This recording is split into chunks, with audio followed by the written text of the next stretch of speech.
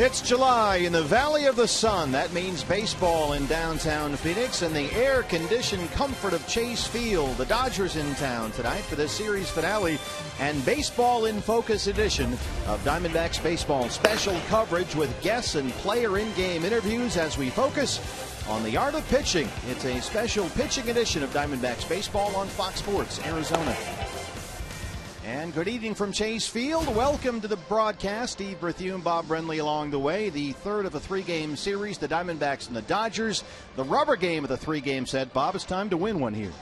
Yeah, this would be a big game to win. We were hoping the Diamondbacks would win last night, obviously, and go for a sweep in this series. But take 2 out of 3 against the first-place team in your division. You'd be glad to do that. That's right, a chance to do that here tonight. Let's start with Joe Borowski, our special Baseball in Focus coverage. The art of pitching. Joe has the starting pitching matchups for us tonight. Joe. Well, Steve, I love the matchup tonight. 2 southpaws going against each other. Robbie Ray against Brett Anderson. Brett Anderson has had a lot of success against the Diamondbacks, but Robbie Ray, he's been pitching lights out this year, and he throws 3 pitches: fastball, breaking ball, changeup. And if you ever see when he gets his fastball grip, he gets on top of the ball. He makes sure he gets good extension. You see the ball roll off his hand. Big reason why he's throwing 93 to 95 miles an hour. You see on his breaking ball, he gets more to the side of the ball. He's going to try and get around it, manipulate it to get that movement, move away from lefties, in on righties. And then when you see, when he grabs his changeup grip, he's going to throw it exactly like his fastball. But if he throws it correctly, he doesn't slow down his motion, he's going to get the hitters out in front, especially if he gets that change in velocity. And he's been very successful with it so far this year. Brett Anderson now, different type of pitcher. He's going to really rely more on location. Doesn't throw as hard as Ray. He's going to move the ball in and out. He's going to use both his fastball, curveball, slider, and changeup to try to get guys out. He's going to rely on trying to manipulate movement from it, get a lot of ground balls. The key success for him is he's got to not walk people. And when we get back from here, we'll hear more on Ray on how he exactly prepares in between his starts. Joe, thanks very much. Great job. Robbie Ray's routine, the details coming up on that. And then it's a matchup of left-handers, Robbie Ray and Brett Anderson. The third of a 3-game series, D-backs and Dodgers. The art of pitching continues after this.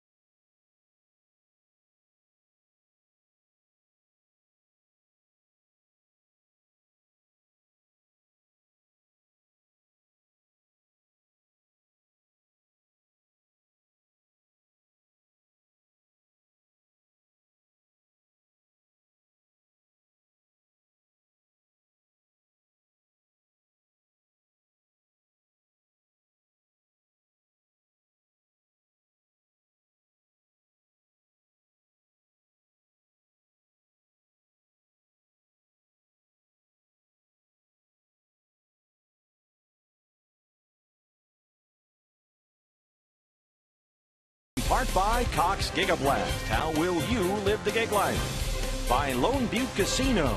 You're in for more winning moments at Lone Butte Casino. And by Jack in the Box. Taste the new black pepper cheeseburger today, only at Jack in the Box. And welcome back to Chase Field. Tonight we have a very special show planned, the pitching show, as Robbie Ray prepares to get out on the mound tonight, try to even his record at 3-3 for the Arizona Diamondbacks. Jody Jackson with you here on the field, and you just heard Joe Borowski explain exactly what pitches Robbie Ray throws and how he can be successful tonight. But we all know when the pitcher hits the mound, he's had preparation in those 4 days between starts that really give him his best chance to succeed. And so with that, we asked Robbie Ray exactly what does he work on during his bullpen sessions between those starts that helps him go out on the mound to have the type of success he's hoping to have tonight. It's usually like 25 pitches, mainly fastballs, working on fastball command, because that's, usually what I get hurt with, and I'll mix in some off speed and some other pitches, but this time of the season, just trying to keep it light, because we're getting here and getting later into the season. Well, it is a long season, so it's all about the workload and keeping it at just the right amount. There is Jared Saltalamacchia, who will be behind the plate for Robbie Ray tonight. Well, stay tuned. The Diamondbacks look to win the series tonight, take 2 of 3 from the LA Dodgers, just like they did in April at Chase Field. First pitch coming your way next.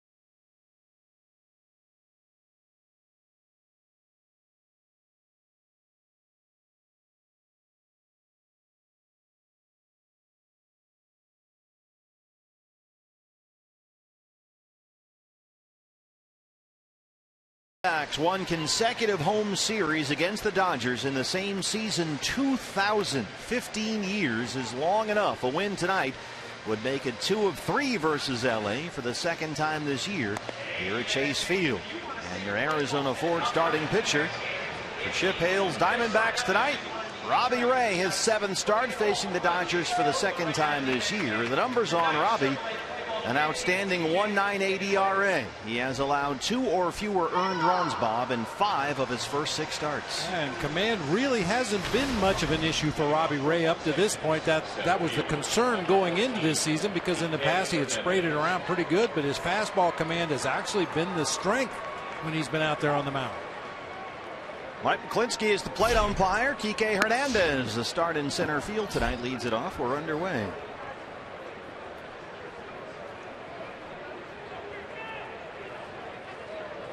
102 degrees outside, 81 inside Chase Field. Hernandez knocks it down the right field line. A fair ball. Tomas has problems picking it up out there, and Hernandez has a leadoff triple.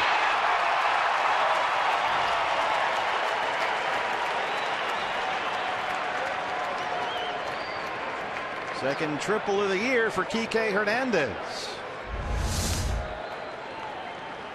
Well, not a bad pitch from Robbie Ray. Fastball down below the knees, out over the plate. Hernandez just keeps it fair down into that right field corner. You saw Tomas have some issues picking the ball up. I think that probably should have been a double and an error right there, but it's ruled a triple for Hernandez.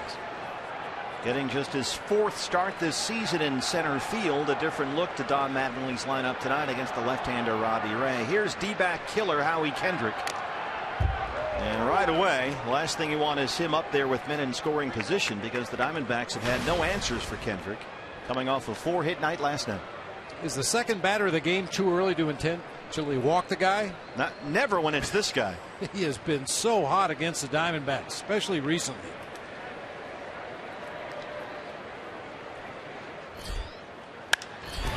He lifts this in the air to Tomas. Hernandez at third, and here he comes. Long throw from Yasmani is close, but the Dodgers take a quick 1-0 lead. Two batters in.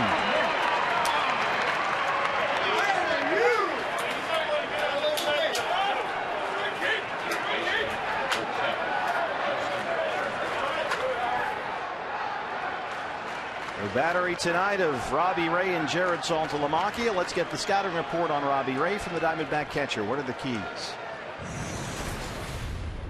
Get ahead with strikes. He's got such a good fastball that, if we can, get ahead of these guys and get them thinking maybe a little bit off speed, that fastball plays a little better. Well, Howie Kendrick counting tonight 12 games against the Diamondbacks this year, and now has 9 RBIs. And two batters in, 1-0. 0-1 to Justin Turner.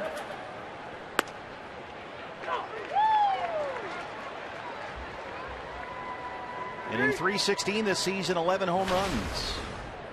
A pair of hits in the series for Turner. 0 for 5 last night, though, with 3 strikeouts. A roller up the middle. Look at Nick Ahmed go get it.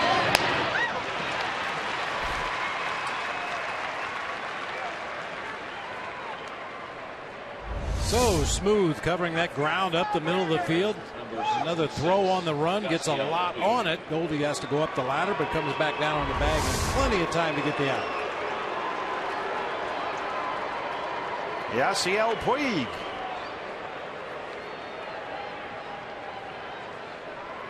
.294 and 3 homers for Puig, who had a pair of hits last night, including a double. 0 for 4 Monday. That was an unusual swing. Aquabat. Even Puig had a little laugh about that one. Got totally fooled that time. That ball was by him before he even thought about swinging at it.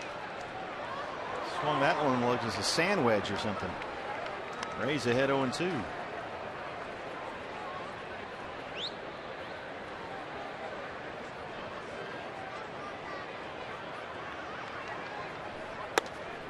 Aquabat. That came about from Greg Jeffries when he was playing for the Mets. They had a big story in Sports Illustrated one time about his off-season workout, and part of it was taking a bat in the swimming pool and practicing his swing underwater. Well, some guys have bat speed like they're swinging underwater. Yeah.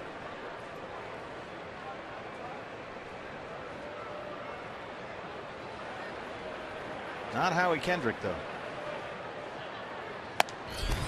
Puig, big swing and a miss there. Ray has his first strikeout, but the Dodgers have the first run. They have a 1-0 lead.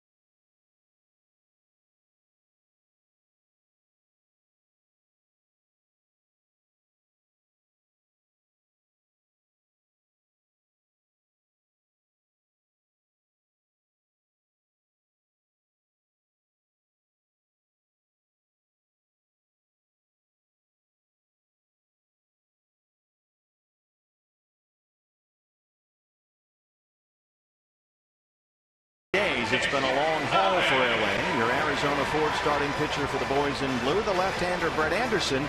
Here with a scouting report, the leadoff man, Nick Ahmed.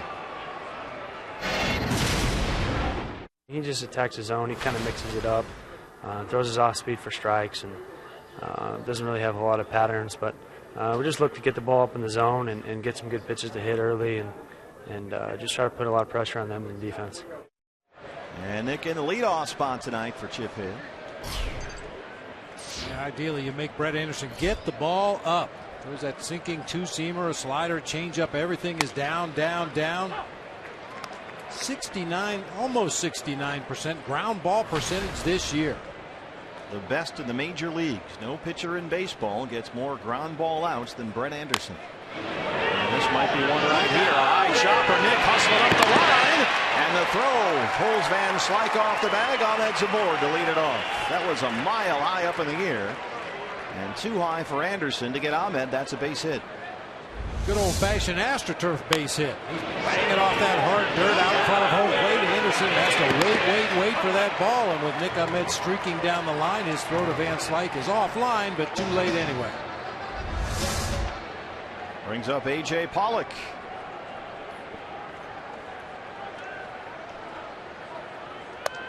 Diamondbacks now ranked third in the National League in infield hits. The Pirates are number 1, Miami Marlins number 2, and the Diamondbacks third. The Dodgers are dead last in the National League in infield hits.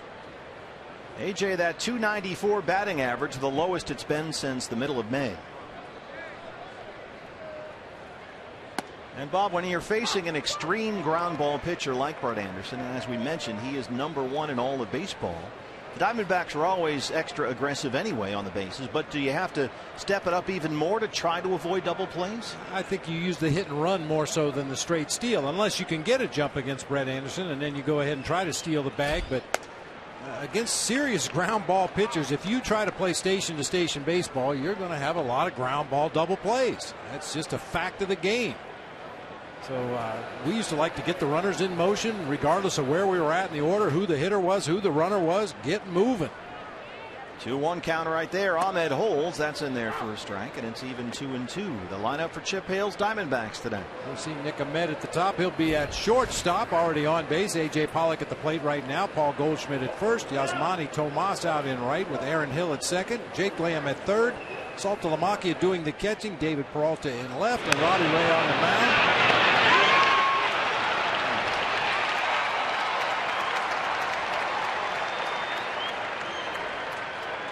Tough to get a good jump against a good lefty.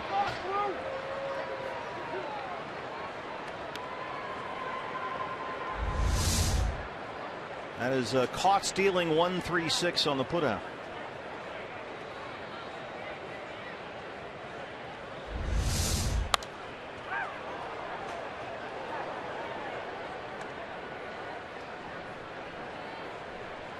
Diamondbacks had a runner picked off last night. It was Cliff Pennington. That was in the 7th inning of the ball game, and now Ahmed picked off to lead it off. That's in the seats. Still 2-2.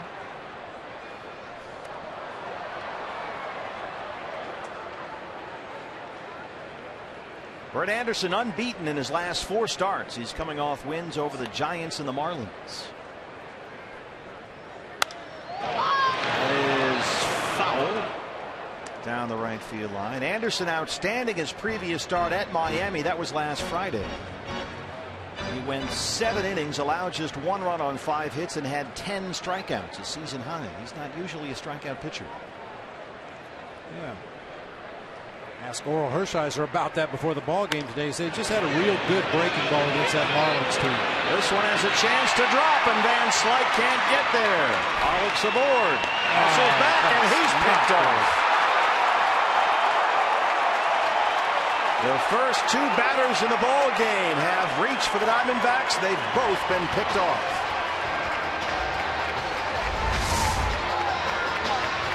You see A.J. Ellis right there, starts to follow A.J. down the line. Then he realizes there's nobody at first base, so somebody better get down there and cover the bag. And oh my, that just cannot happen. That's a heck of a play by the Dodgers catcher there. He even took a peek back there. He had to see A.J. Ellis standing behind him and still didn't immediately get back to the bag. And has scored a single for Pollock, 3-2 on the putout at first. So 2 singles, but no base runners for Goldie. .354 this season, leading the major leagues in hitting.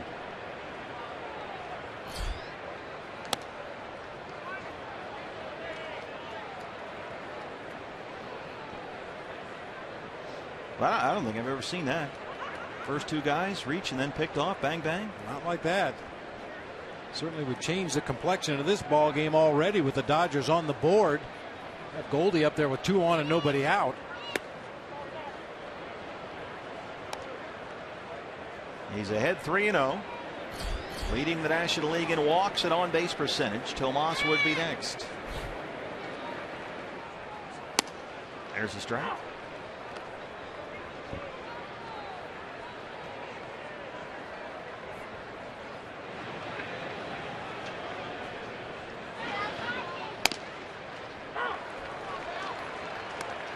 Klinsky says strike 2 back there, and it's full.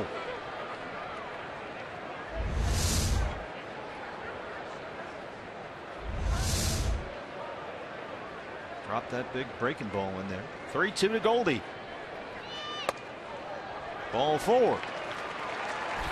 It just seems odd that the Diamondbacks have run into 2 outs on the bases already, because earlier this afternoon they were working with Dave McKay, the first base coach, on getting jumps over there at first base.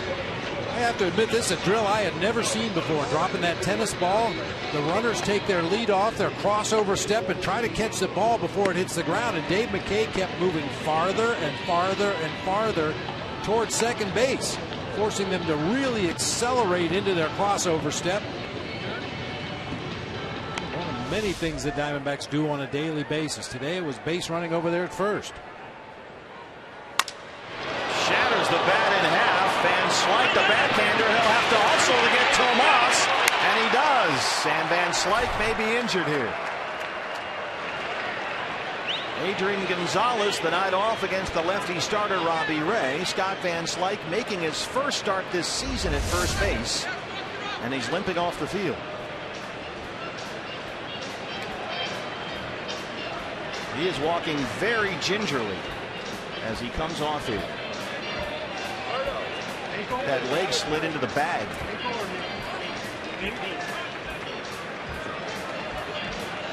No, he missed it. He just got it caught awkwardly underneath his body there. Well, we'll check on the Dodger first base situation when we come back.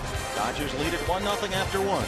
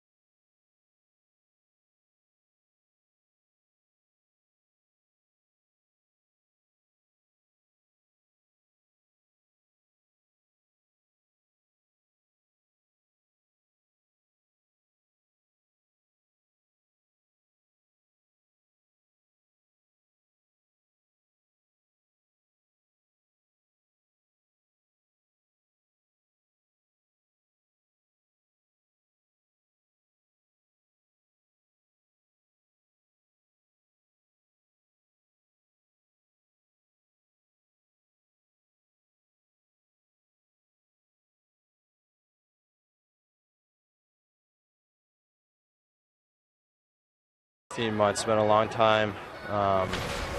This has been my goal ever since I had surgery, was to get back on a mound, a big league mound, and go out there and compete again. And I'm really excited. My family's really excited. My friends, and just can't wait for that day. Well, Patrick Corbin knows that day is coming soon, and in fact, Chip Hale acknowledged that Patrick Corbin could start Saturday night here. He was in fact just supposed to make that final rehab start for Reno, but he will possibly pitch for a minor league affiliate on Saturday, but he could also pitch here. They're just making sure that he feels the way that he should leading up to that start. Now, of course, he's coming off Tommy John surgery. He has had 4 rehab starts. He is ready. You could tell by the look on his face. He is excited, and he'd love to pitch Saturday, guys, because that would mean he would line up for a start in New York with his family there, and in fact that may happen either way. But Patrick Corbin is on the way back very soon. We do know that. And Scott Van Slyke apparently on the way back as well. It looked like he dragged his foot badly on that play at first base. He really did hobble off into the Dodger dugout, but they checked him out between the innings, and he is good to go. Take a look at this foot here, right there. Really rolled over and then landed on the right foot. And he strikes out. Second strikeout for Robbie Ray. Oh, by the way, Paul Goldschmidt's walk in the first inning gives him 62 in the first half of the season. That's a Diamondbacks franchise record. Add it to the list. Just keep adding. Here's the start for Alex Guerrero. A different look to Don Mattingly's lineup tonight against the lefty Robbie Ray. So you've got no Gonzalez at first, no Ethier in the outfield, and no Grandal behind the plate. 2 lefties and a switch hitter. Grandal has homered twice from the left-hand side in this series, so it's definitely advantage Diamondbacks here when you look at the LA lineup, and here it is. Hernandez leading off tonight in center field. Kendrick at second base. Turner at third base. Puig out in right field. Scott Van Slyke just went down on strikes. He's at first base. Alex Guerrero in left. Jimmy Rollins at short. A.J. Ellis, the veteran catcher, and lefty Brett Anderson on the mound. Robbie Ray throwing strikes. He's ahead of Guerrero 0-2. And there are 266 and 10 homers. Just 3 for his last 21 at the plate. Puts it out to Tomas.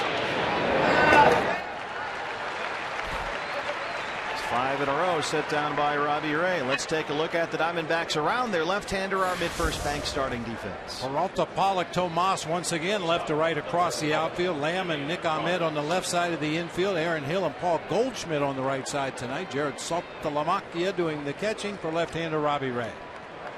The switch hitting Jimmy Rollins. 1 for 9 in the series. A 2-run single Monday.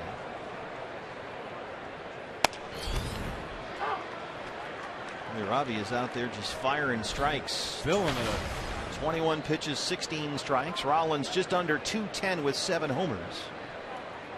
But 6 of those 7 home runs have come from the left-hand side. He's been ahead in the count all night long. He's retired 5 in a row after the leadoff triple by Hernandez. This is out to Tomas one more time. Make it 6 in a row set down by Robbie Ray. Diamondbacks trail it 1-0.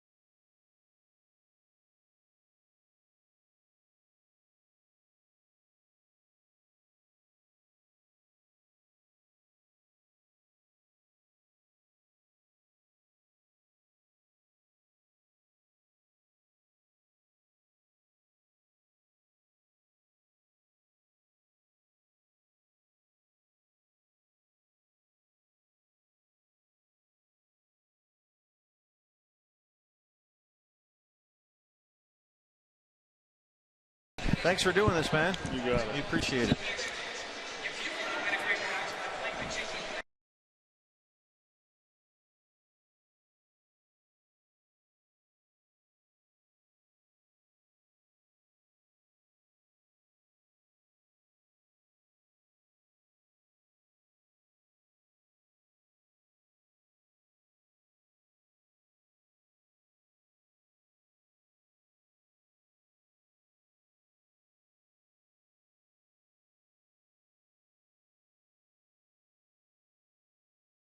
With us live here on Fox Sports Arizona. Hark, after that leadoff triple by Hernandez, Robbie 6 up, 6 down, throwing strikes. Yeah, you know what? He's been a very pleasant surprise since he's been called up. Couldn't be more pleased with what he's been doing up here. He's trying to get a little bit better feel for his off-speed pitches, and he's making some strides. Aaron Hill leads off the second against Brett Anderson. How are the changeup and the breaking ball, Hark, coming along with Robbie? And I know you guys would like to see a little bit more of those pitches from him. How's that process going? It's coming along okay. I mean, his ability to be able to throw his fastball has been obviously his plus. He's going to need to get better with both. His changeup has come a little bit further along than his slider. He's still trying to get a feel for that release point. But he's doing okay. Well, Mike, I got to tell you, we've seen several times over the last couple weeks you called together groups over there in the dugout, whether it's the starting pitcher, sometimes it's the starting pitcher and the catcher that day. Is that a byproduct of the young pitching staff that you have trying to teach on the fly? Yeah, I mean, I think when you have such a young staff and you have, well, I wouldn't as much as inexperience as we have. When I get teaching moments, when one guy does something, it's beneficial to all of them. So that way, they tend to not make the same mistake their other partner made, because usually the guys, they want to learn from their own mistakes. I want them to learn from each other's mistakes. Hark, I was going to use that exact phrase. In fact, it seems like you have seen here recently a couple of teaching moments and seized on those opportunities. Yeah, I don't waste much time. When I get a chance to, I want to make sure that they all understand what is expected of them. And when we go over a game plan and a certain guy would make a mistake, we want to make sure that we address the mistake and try to keep it positive so we can build off of it. 1-2 on Jake Lamb. Lifts it in the air out to Guerrero and left, drifting near the line. I know Saturday is still up in the air, Hark. What's the plan as of this moment for Patrick Corbin, at least that you can share with us?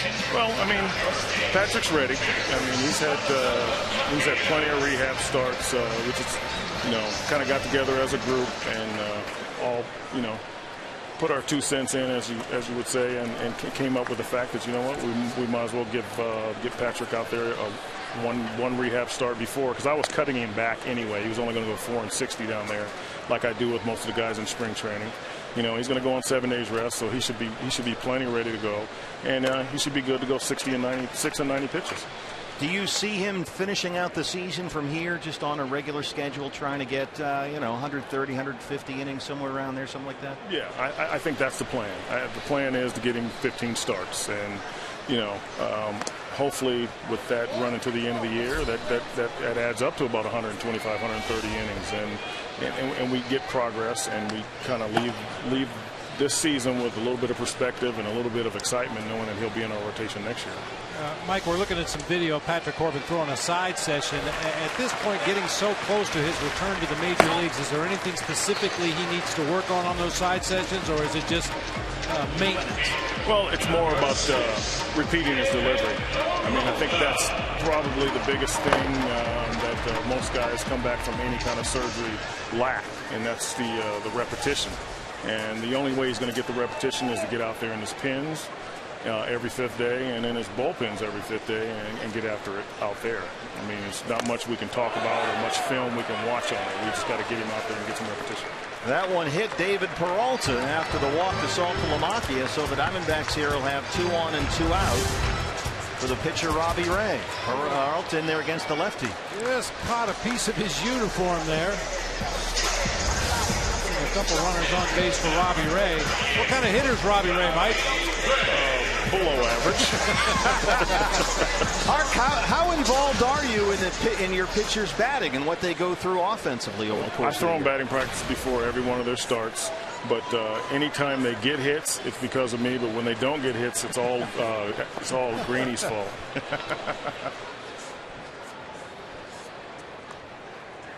How much is the fatigue factor going to play a role for Patrick Corbin when he comes back? I know Chip has told us about that. He goes on these minor league rehab starts, and he hasn't pitched in a long time, so he gets tired, 4th, 5th inning or so. Yeah, but you know what? That's where we come up with the repetition. I mean, it's like a marathon runner. I mean, they train for marathons by running 5 to 10 miles every day. I mean, he's got to get out there and he's got to get after it every day until he starts feeling more and more comfortable when he's at 80 pitches, when he's at 90 pitches. So when that starts to happen, you'll see things happen a lot better. They just do get Robbie Ray at the bag and hold up here. Let's see if we have a challenge down the other end of that dugout. Chip Hale on the top step.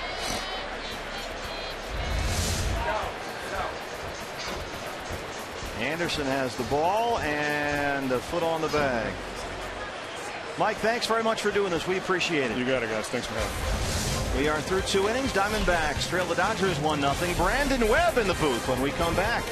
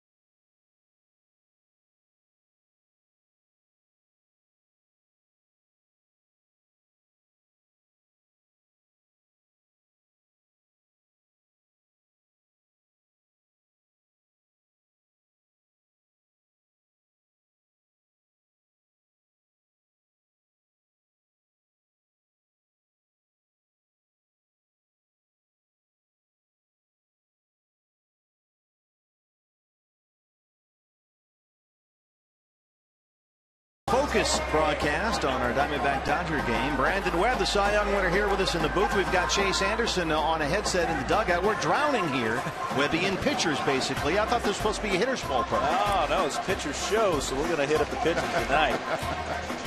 What have you seen from Robbie Ray that you like so far tonight? A lot of strikes. Yeah, a lot of strikes. I mean, obviously, that's the key for any pitchers. Go out there, throw strikes, get ahead of the hitters, and be aggressive. He's been able to do that thus far. Chase, what's your scouting report on your rotation mate here? Man, just power fastball. Man, when he gets ahead of guys, he can dominate some teams, that's for sure. Well, we're set for the 3rd inning here. A.J. Ellis, the Dodger catcher, will lead it off. L.A. leads 1-0. What is going on down there? I don't know. I'm just getting worried about my fellow starting pitchers. I mean, you pitchers, when you got nothing to do, you're just trouble. That's true. We try to stay out of trouble. A lot of downtime there with the starting pitcher. Yes, sir. It's almost like a vacation. You work one day, chill out for 4. Yeah, that's what I like. Exactly. I mean, we do some work in between. You just don't see that. Mostly just dodging seeds right now. I'm trying. I'm just trying to stay focused. We did address that in the pregame show, Webby. That was some good stuff, talking with Jody about what you do in the 4 days between starts. Right. Probably a lot more than people realize. Yeah, there's a lot of behind the scenes stuff. They just see us sitting on the bench and goofing off sometimes, depending on what the score is, throwing seeds and flipping seeds. I mean, Chase, that's your catcher. He's supposed to be your buddy. Yeah, Tuffy. I'll go back a little bit with Tuffy so he can. He wears me out all the time, but it's all in good. It's all in good fun. He's hiding behind Ruby De La Rosa down there. 1-2 on A.J. Ellis. Chase, how would you characterize your season so far? I don't like to talk about myself. Pitch that ball. It's over the head of Tomas. Pollock over to pick it up, and A.J. Ellis has a leadoff double. Second hit for the Dodgers. I would just say, just from the experience I got from last year, I'm trying to build off that and just trying to be solid and try to get deeper into games. That's kind of been my main goal. But overall, I feel like I've done a pretty solid job. But only time will tell. Well, you know, we talked to Chip Hale today on our D-backs podcast, which you've been a guest on, and thanks for that again, by the way. But he referred to you as our horse. And in a lot of ways, you have been a very consistent guy who goes out there and goes deep into ball games. Yeah, that's nice to get that from the manager. You know, I just never try to, you know, I heard Randy Johnson talk to us in spring training. He didn't like the phrase ace because, you know, the number 1 guy is just as important as the number 5 guy. So I took that, and I really liked that and kind of kept that in my head. So I just try to do my job. And, you know, we have a good staff here. So if we can just keep the healthy competition going, I think we'll do good. Brett Anderson trying to put down a sac bunt. He's done it 5 times already this year. Got a slow runner at second base, possibly an opportunity to get that lead runner if it's bunted hard at one of the defenders. Chase, I've got a question for you and/or Webby. And we talked about your routine between starts. Does that change depending on your next opponent?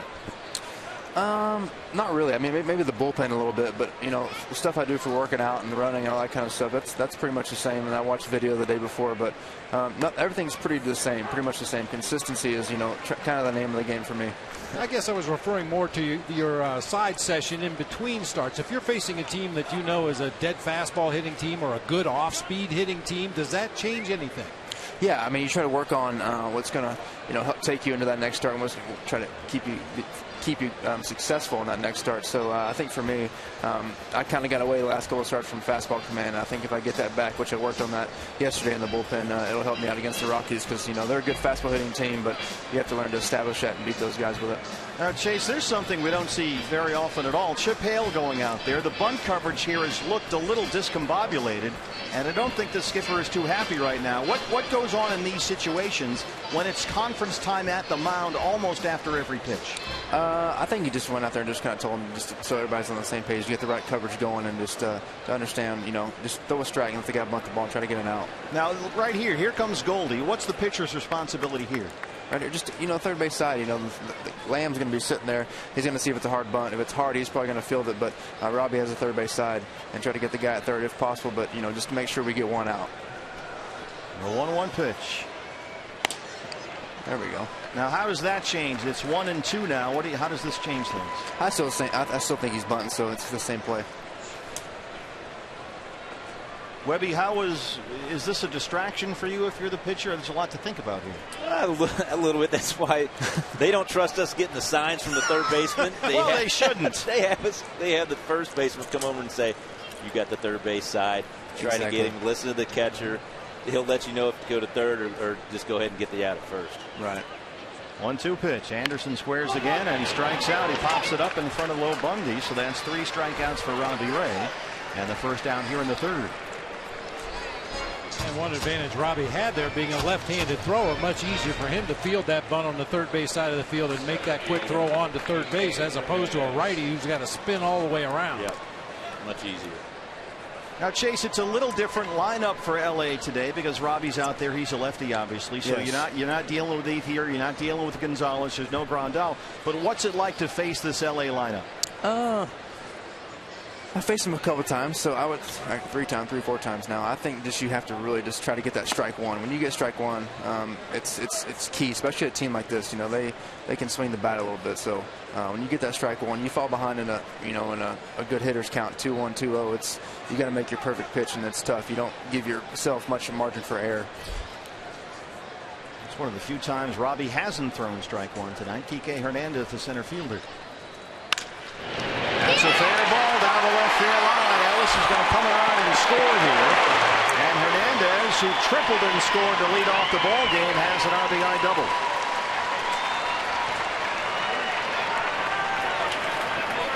Well, Chase, thanks for joining us. We appreciate it. Go throw some seeds at Tuffy, will you?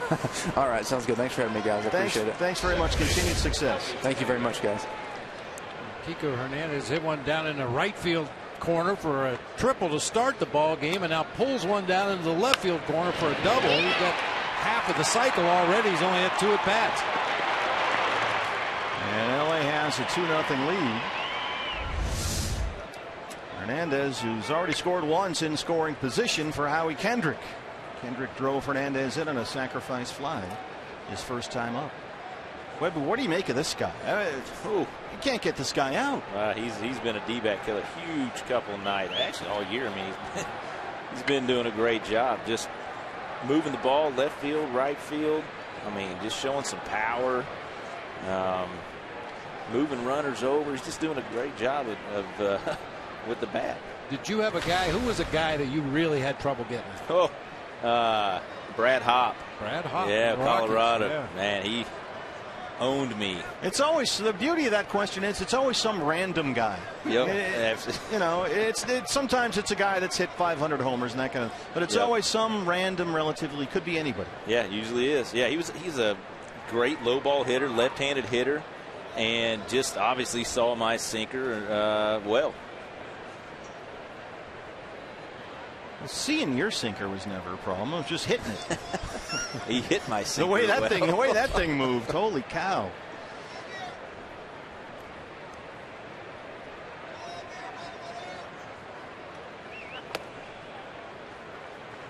Joe, who was your guy, Joe Borowski? Did anybody ever have a little ownage on you? Well, half the league pretty much was my problem. But no, actually it was a guy named Rob McCowiak from Pittsburgh. See, Pirates. that's a great answer. I had a lot of problems getting him out. He hit everything I threw out there. The answers you get to that question are great.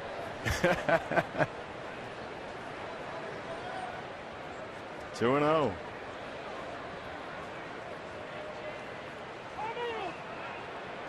Just hold the ball until somebody stops you. Webby, how important out there is rhythm? Because we saw Robbie, after he gave up the leadoff triple, retire 6 in a row. But 2 doubles here in the third. Anderson had that long at bat where he tried to get a bunt out. So any rhythm that Robbie had is now gone. Yeah, absolutely. I think rhythm's key. And I talk about it with Ruby. When Ruby's on, he gets the ball and he's going. As pitchers, we want to keep the ball, keep it moving. You don't want to sit there and have, meetings at the mound and disruptions all the time, long at bats, foul balls. I mean, we get so aggravated when you have batters just fouling off your good pitches and things like that. Trying to keep the ball moving. Now, I always go back to that Pedro Martinez quote, pitchers hate to throw pitches. Want to throw as least amount as possible, get into the dugout. We don't like to be out there. Howie Kendrick, stop it. Here comes Hernandez. The throw from A.J. Pollock is not in time. And it's 3-0 LA. A.J. made that awfully close at the plate. Hernandez is in. The run is on the board. Let's see if Chip Hale wants to challenge. Well, that was one of those plays before the new rules were instituted about blocking home plate. I think Hernandez might have had a hard time getting on the dish if Salty was allowed to block the plate right here. AJ's throw is right on the money, but you can see you've got to give that runner a sliding lane, and by the time Jared spins around and tries to apply the sweep tag, it looked like Hernandez got behind him and got his hand on the plate. And there will be no challenge from the Diamondbacks. The run is in. It's 3-0 LA, and once again Howie Kendrick has an RBI. And notice the bat still laying there. It would have been very easy for the umpire or Jared Saltalamacchia to kick it out of the way, but that's a barrier for that runner coming into home, so Saltalamacchia wasn't going to move it. Well, Kendrick 2 RBIs. Hernandez has scored 2 runs. Dodgers have out hit the Diamondbacks so far 4-2 and lead at 3-0. Howie Kendrick. 12 games, counting tonight. 17 hits and 10 RBIs against the D-backs.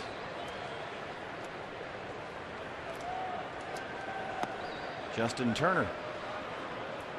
Oh, by the way, our crack staff up here, Webby, we looked up Brad Hopp's numbers against you. There you go. I knew they were coming. 18 for 49 with 3 doubles, 2 triples, and 4 homers. Yeah. What's that average out to be? I don't know. High. Not good. Extra base hits, too. 387. I got quick math. Wow. I got quick math. He knew it.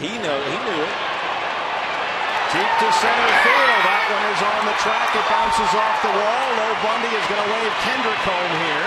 The relay is not in time, and it's 4-0 Dodgers. Justin Turner, the RBI double.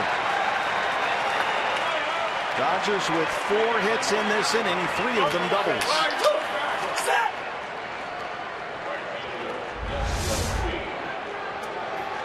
A little bit up in the middle of the plate. That Justin Turner has had a great year offensively for the Dodgers. And finds that gap in left center field all the way to the wall.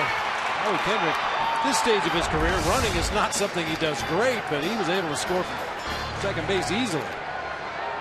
Josh Colmanser. Boy, Robbie Ray had been rolling along here. He's done a good job to sort of put that Hernandez leadoff triple behind him. 6 straight set down, and then the 3rd inning. He's retired only 1 batter, and it was the pitcher Anderson who struck out trying to bunt. Here's Puig.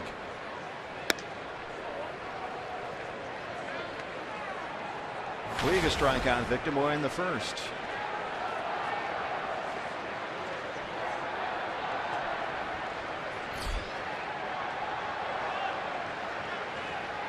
What do you think of this guy? Puig? Yeah. Everybody has an opinion about Yasiel Puig. He's got a scary looking swing up there, and when he connects, he can definitely do some damage. I'm not sure that his other antics are something that I would enjoy to be around all the time, but he produces. He does. A couple of hits last night, including a double. He was 0 for 4 Monday. That's the Joe Borowski view right there. That's what Joe's down there looking at. Our extra pitching correspondent, right where the scouts sit. It's a great spot. Joe, what are you seeing from down there? What's going on with Robbie Ray here in this 3rd inning? Well, the biggest thing that I'm noticing is where he was throwing strike 1 in the first 2 innings, he has not been throwing strike 1, and then he's forced to throw the ball over the plate instead of throwing 2/3 of it, and he's falling into trouble. He's getting the ball up a little bit, and they're not missing. Well, that's exactly what Chase Anderson said when we talked to him, is not the ability to throw strike 1. Tell us a little bit more about what you just said, the plate in thirds versus the whole thing. Well, a lot of times as a pitcher, you're not the catcher's not setting up right down the middle, and early in the count you're going to break the plate down into either halves, thirds, quarters, and you don't want to throw to the black early in the count. So if you have good enough control, you can break it down into thirds. So you're throwing to the outer third or inner third, and then if you get ahead, then you break it down into quarters. So now you're throwing to the outer quarter, inner quarter. And if you're way ahead, now you can move on the black or just off the black. But when you fall behind, now you're having to bring the ball back over the meat part of the plate, and that's usually when you get in trouble. Yeah, he's thrown ball 1 to every hitter in this inning. Now, Webby, with your stuff, I imagine with that power sinker, you're just throwing. Are you throwing to thirds? To me, early on in the count, I'm wanting the catcher to set up in the middle. For me, I'm trying to just not groove it, because if I threw it down the middle, it'll probably end up on the inner third. So basically, but my side of view is trying to throw it down the middle, then let it go off to the inner third to a right-handed hitter. And like Joe said, though, once you get ahead, start working out off the plate a little bit more. Puig held up there, said Marty Foster at first, and that's the first walk issued by Robbie Ray. Now, Webby, I understand that you and Joe got together on our Valley Honda Keys to the Game. Yeah, we did. I got Brett Anderson. And BB, you mentioned this in the 3rd inning, ground balls. His ground ball rate was pretty much out of the roof, almost 69%. Yep. So, especially in this ballpark, if he keeps the ball down, uses that little 2-seam he's got to keep the ball on the ground, he's going to be a tough little handful for the D-backs tonight. Joe, what are your keys?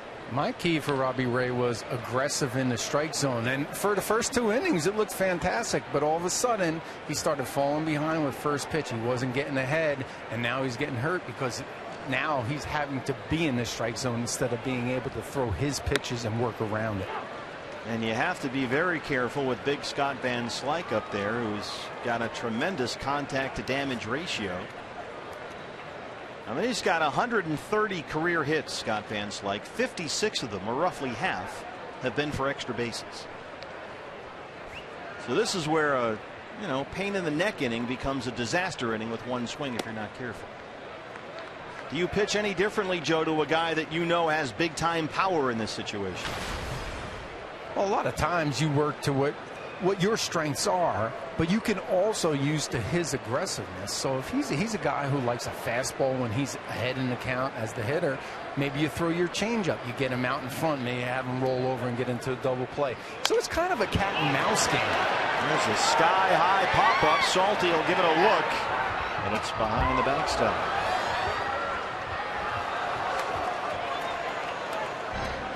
Now, Webby, you and Joe are different pitchers because of your stuff. One's a starter, one's a reliever. Are you guys, or would you guys, let's just say if you were hypothetically teammates here, could you compare notes? Or are you speaking different languages because of the way you throw the ball? Yeah, I mean, we definitely different pitchers all around, sinker ball, power, fastball guy, starter, reliever. You can definitely compare notes. But like Joe said, I always just threw to my strengths. I didn't worry about, oh, this guy's weak on curveballs. You kind of knew it, and the catcher knew it in his head, you know, and he may have used that. But to me, I felt like I went to my strengths. I want to throw what I want to pitch, not what he can't hit. Gotcha. And then if it's strength versus strength, it's the best man wins, right? That's it. Mono and mono. 1-2.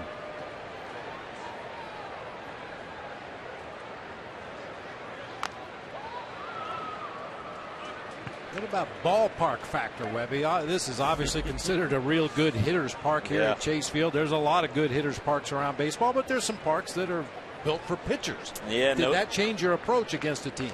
Nah, not really, not per se. But you know, there was this infield here plays almost like turf. It's so thin and hard. It's really fast. Someplace like that's why they really weighted down the front of the plate whenever I pitched. Helped me out, slowed the ball down a little bit. A place like Chicago. The grass is really thick, really full, plays really slow. It's a good pitcher's park for me, a ground ball pitcher like myself. If you think it's thick now, you should have seen it when Ron Say and Larry Bow were on the left side of the Cubs infield. You could lose a ball in that infield grass. Yeah, that's like a putting green. It's really fast. It plays like, I mean, the old AstroTurf. Robbie Ray just trying to get out of this third inning. Yeah, and even though this ballpark is considered to be very much a hitter's park, there boasts 5 Cy Young winners and 5 second-place Cy Young guys. So yourself on that list. You can have some success here on the ground. You got to have good defense. These guys have great defense. So the guys, if they keep the ball down and let their infielders work for them, it can work out for sure here. I mean, look at the movement on these pitches. This is ridiculous. How did anybody ever hit you? I left the ball up. Brad Hawk. Give me a break. Yeah, give me. I mean, that stuff is filthy. Randy Johnson. That was back in the old BB days right there. He sent me down right after that start. Well, roster moves, roster issues. Good to see that you let that go. Sent me down. I got hot-footed by DeLucci, sleeping in the clubhouse in between the games there. Still 1-2 on Scott Van Slyke. Turner's at second and Puig at first. What was that one from? Well, this has turned into a marathon here. Correct me if I'm wrong with those highlights we were showing. The first 2 or 3 were breaking balls. Breaking balls, yeah. I must have thrown a few early in my career. I don't remember throwing that many later on. Fastball change mainly. This has become a 30-pitch inning for Robbie Ray, and he's still only got 1 out. Dodgers have 4 hits and a walk, including 3 doubles.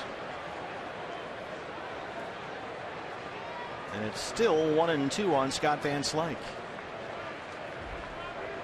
Pitchers more prone to making mistakes in these extended at-bats?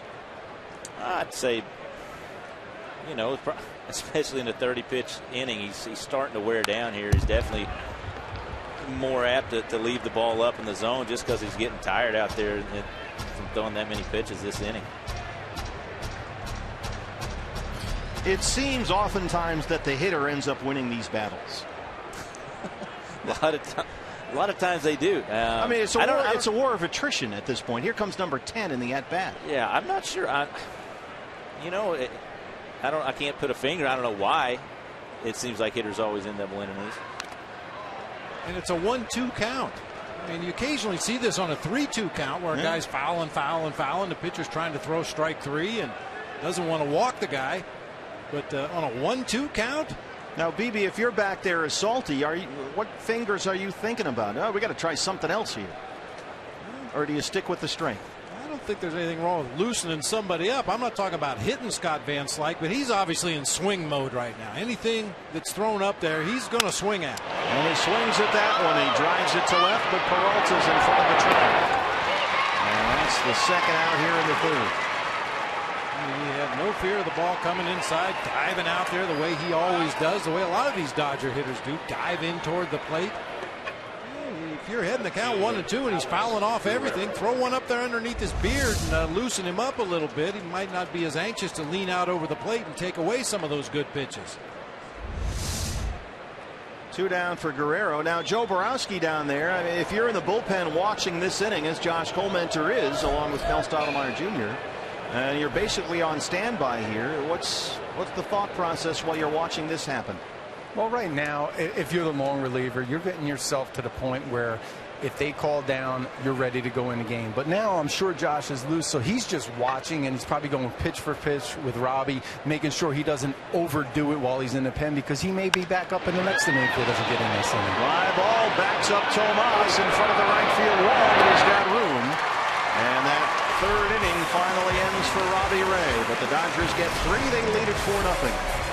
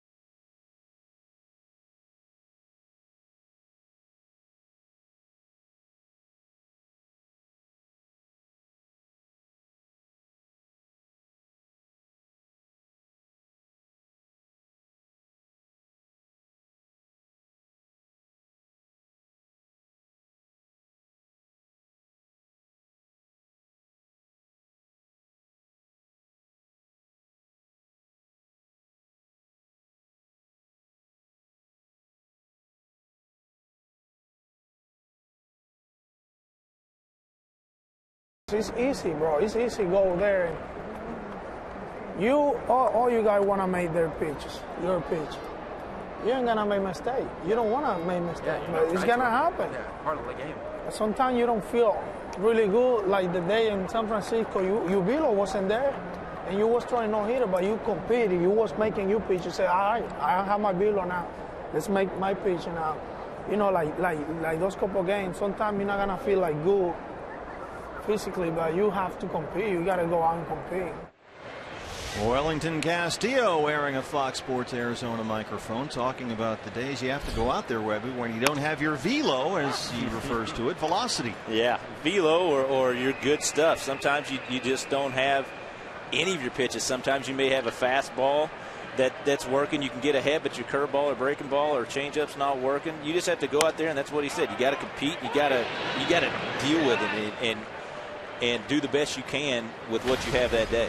Nick Ahmed singled and was thrown out attempting to steal to lead off the ball game. What have your observations been, Webby, about Wellington Castillo? Because he seems to have been a perfect fit here in this situation and really seems at home. Yeah, it's interesting because he didn't really know any of these pitchers, but he's fit right in. He hasn't been here any time at all, and seems to be working with the pitching staff. Very nice. Salty too. They both came in with no knowledge of these pitchers and just got put right in the fire, saying, "Hey, go catch these guys." And it takes a lot of back and forth with the pitchers to get to know these guys and their tendencies and what they like to do in certain situations. And I think both of them have been doing a great job of that. Yeah, you can sit down and have a conversation with a new catcher, but there's only so much you can learn the first time, right? It's a process. Right. And you're talking about Tuffy talking to these guys and doing it. It's the same thing. You got to go out there and do it in a game situation. It's the only way you're going to learn it. A.J. Pollock knocks that into right center field.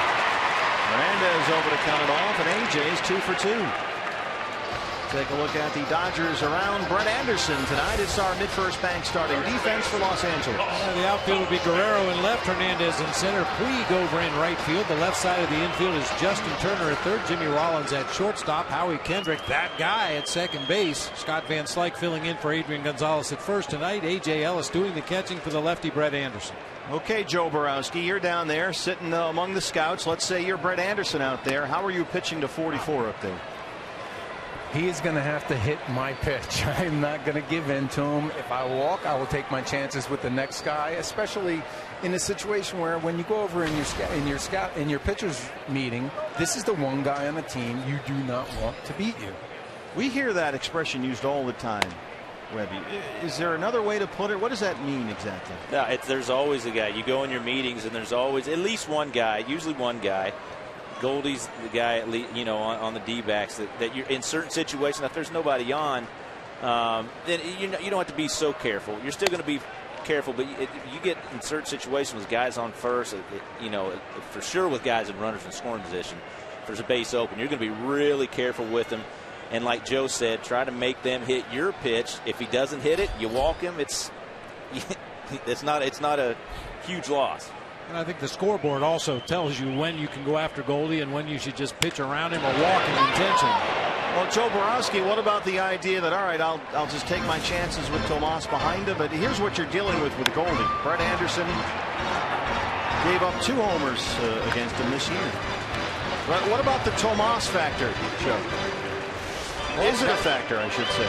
You pick your poison. Who do you feel you're more confident in getting out? And I think if you ask most pitchers around the league, they would say the guy after Goldie. That's probably the right answer, right? See, Webby would walk Brad Hopp to get to Larry Walker. You know that. Oh. We'd be up here going, what's he doing? Yeah, pitch around him. 2-2. Joe, does Goldie have a weakness for you? Does he have a weak area, a place where maybe you can attack him? The only way is I think you got to change up your patterns the most, because he's done such a great job of being able to handle outside and in. And when he could take away both sides of the plate against you, that's when you really got your work cut out for you. There's no real clear-cut weakness he has. How about that pitch, Webby? Yeah. Hanging one. Yeah, he missed that one. How about Tomas, Joe? What are your observations on the way to attack this guy? I always hated pitching to batters who were inside-out hitters, who always look to shoot the ball the other way, because you think you can beat him one way, and then you go there and you make a good pitch inside, and he just throws his hands through and shoots it into right field. And if you throw away to him, then you're pitching to his strength. So those guys always drove me crazy. And you got a good view down there. Oh, it's a great view, and the good thing is you can see exactly where the hitters stand in the box, and you can see where the catcher's setting up. But the most important thing is you can always see up and down from the dugout or out in the bullpen, but you can't see in and out, and it's a great vantage point. He inside outs that one and shoots it the other way. A.J. Pollock on the run. He's going to get third here. Strong throw from Puig is not in time. And they're on the corners with 2 outs. Aaron Hill coming up. Joe, everyone around you are writing things down, I notice. I know that's the scout section. Are you picking anything up from those guys around you, or does everybody just mind their own business? Well, I think everybody has their own set thing. They do what they do. They talk to each other. They're trying to find out. I mean, I was thinking about going up to a couple of them and maybe trying to convince them I could still pitch. Well, everybody's looking for bullpen help this time of year. The scout section right behind the plate. BB, have you ever done any of that at all? No. I have a lot of friends that are advanced scouts or major league scouts, and kind of followed their careers and what they do here at the ballpark, and have a little bit of an idea, but I've never actually sat down there in the scout section during a game and tried to cheat off their notes. Aaron Hill struck out his first time. Webby, did you ever see any of your scouting reports when you were coming up? Sometimes guys get a look. No, I never got that. I only had one scouting report, sinkers. That's it. Mine was easy, I'm sure. Hey, fans, anytime the D-backs score 5 runs or more, Taco Bell is giving away 3 free tacos with the purchase of a large drink between 4 and 6 the following day at participating locations. 0-2 on Aaron Hill, 2 on and 2 out. Diamondbacks trying to get back in this thing, down 4-0. Joe, what about attacking a guy like Aaron Hill is just a dead pull hitter? Well, the thing is you want to make sure that you get him out in front because he's jumping out after the ball. So he's looking for something that he can get some extension on the middle to inner half. So you'll work him away. You throw your breaking balls. You just got to keep him off balanced.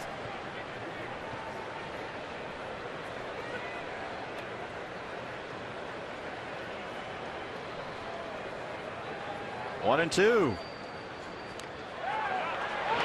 Yes, he went. Artie Foster down at first, and the Diamondbacks strand 2. 4 strikeouts now for Brett Anderson. He's got a 4-0 lead after 3.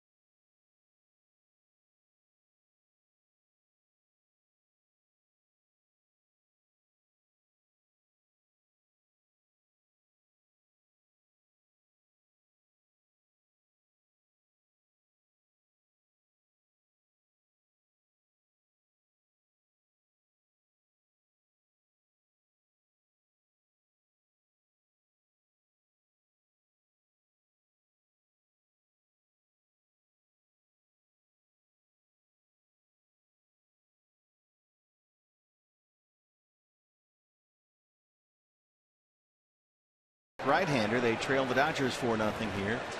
We were talking, Jeremy, during the commercial break there. Your curveball and your changeup, at least from up here, lately, last 6-7 starts have looked really, really good. What's changed for you from April when it was a tough start for you? I don't know. I'm not doing too much different. You know, it's the changeup is obviously down a lot more often than it was the first handful of starts, and I'm just able to throw the curveball for a strike, more often than I was, and that's huge when I fall behind and able to throw that for a strike whenever I want. Do you find your approach is similar to guys like Robbie Ray or Chase Anderson, or everybody it seems on the staff? It all starts with fastball command, or is that just a basic element of pitching? Yeah, I think that goes for everybody. Even guys that throw mid to upper 90s, they still have to locate it. It's still have to command it and keep it down. It's everybody can hit the fastball up here. But no, I wouldn't say I'm too much like Robbie. He throws pretty hard. I think me and Chase are pretty similar, and obviously Ruby can throw 99. So Jimmy Rollins, this guy high pop up, Aaron Hill out there in shallow right. That's the first out here in the 4th. But yeah, it's fun watching all these guys. They may have a little more fastball, but you and Chase and Ruby also all rely a lot on your straight changeup. Do you guys compare notes and grips or talk about when you throw it to opposing hitters? Yeah, we do. I've asked Ruby how he throws his. During spring training, I asked him all the time. The action he gets on his is incredible, and then Chase. Chase's changeup is always down at the knees, and they both have really, really good changeups, and Robbie also has a very good changeup. Jeremy, this is your first year. I mean, you grew up in the Tampa Bay organization, so this is your first year in a different organization. What's that been like for you? It's been fun. I love it over here. you know, it was kind of weird from, you know, being one of the youngest guys on the team, you know, the last, you know, 4 or 5 years, and then coming over here and, you know, being the oldest guy on the staff. So that was different, but, you know, I've enjoyed every second over here. Everybody's been great since, you know, I walked into Salt River in February. So, you know, I couldn't ask for a better situation to come into. 3-2 on A.J. Ellis now. I was in Milwaukee with my wife Cindy. We were watching a game. We were surrounded by the Jeremy Hellickson fan club when you pitched at Miller Park not too long ago. And they say they all gather in Des Moines and around there and watch Diamondback games when you're out there. Is that the case as far as you know? Yeah, as far as I know. I don't know. You know, they go to a different place every time. You know, they're kind of, you know, if I don't throw good enough, you know, they're going to move, and you know, they travel around. But you know, my dad said there's usually, you know, 30, 40, 50 people there every start. So you know, I wouldn't be here without, you know, pretty much everyone that goes and watches those games, and then you know, just a lot of family friends come and show up and watch and support me as well. One back to the mound. Robbie's going to get the lead down here, and a turn two, double play. Well done by the Diamondback infield. Jeremy Hellickson, thanks very much. Continued success. Things are going well for you. All right, thanks, guys. We appreciate it.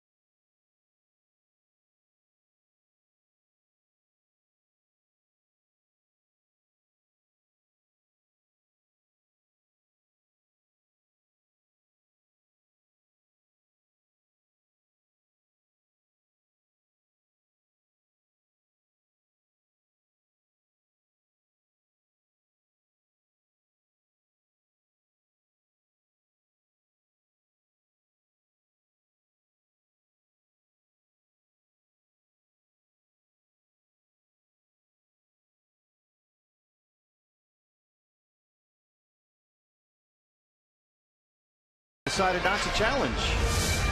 Yeah, it looked like Anderson beat that relay throw onto first base. First of all, great play by Nick Ahmed once again out there at second base, avoiding the runner. Got that strong throw off to Aaron Hill, but it did look like Anderson got the foot down on the bag before the ball was in the back of Aaron's glove right there.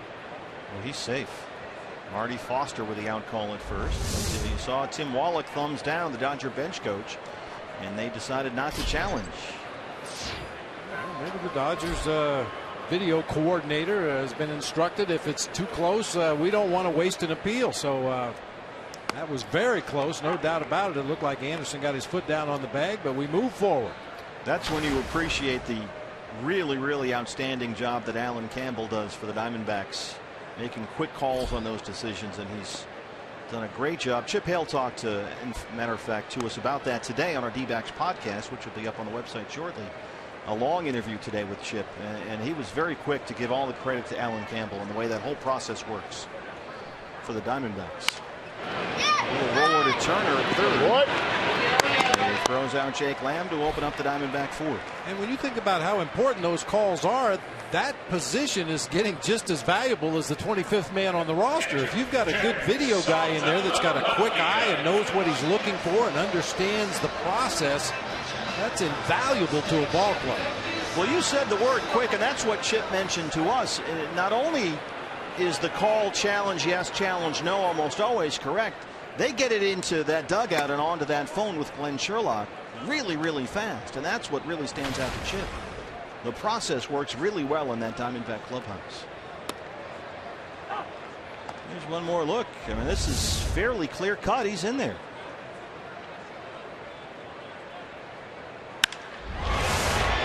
Milwaukee gives it a ride around center field. It rolls into the corner. It bounces around the warning track there. Salty thinking three, but he'll stop there with his fifth double. That was belted. Left fielder, David Peralta. He doesn't hit right-handed very often. He's only .205 career from the right-hand side. Well, if you don't get a lot of at-bats and haven't had a lot of success from the right side, that's where you want the pitch to be. Up and out over the plate. He just extended his arms, got the barrel on the ball, drove it deep into that gap in right center. A one-out base runner for David Peralta. David in there against the lefty tonight. He's had some very good at-bats against left-handers lately. Was hit by a pitch his first time up. It got him in the jersey.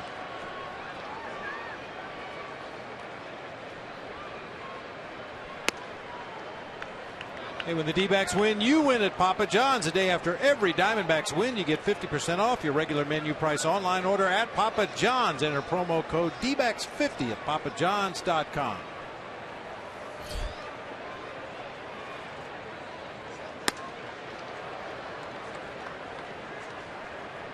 Maybe what's your take on Brett Anderson?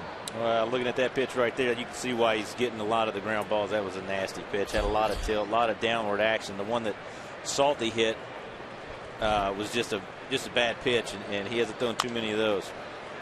I hear that a lot. Tilt. What is that? Tilt. I think of it as the angle that you throw the ball from the mound to the plate. Here's the pitch to Salty hit. Outer half. Out up over the plate. The two pitches before that, he threw a nice sinker down in the zone and was just really good, but left that one up and gets back on top of the ball, and it's got some nice movement. You can see exactly why he's got that 70% almost ground ball rate. #1 ground ball pitcher in all of baseball, Brett Anderson.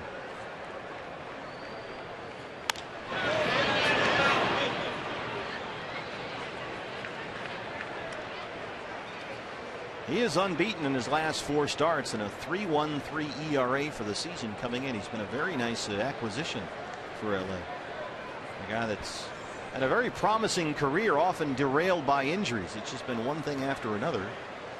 But look at that ratio of ground ball outs to fly ball outs.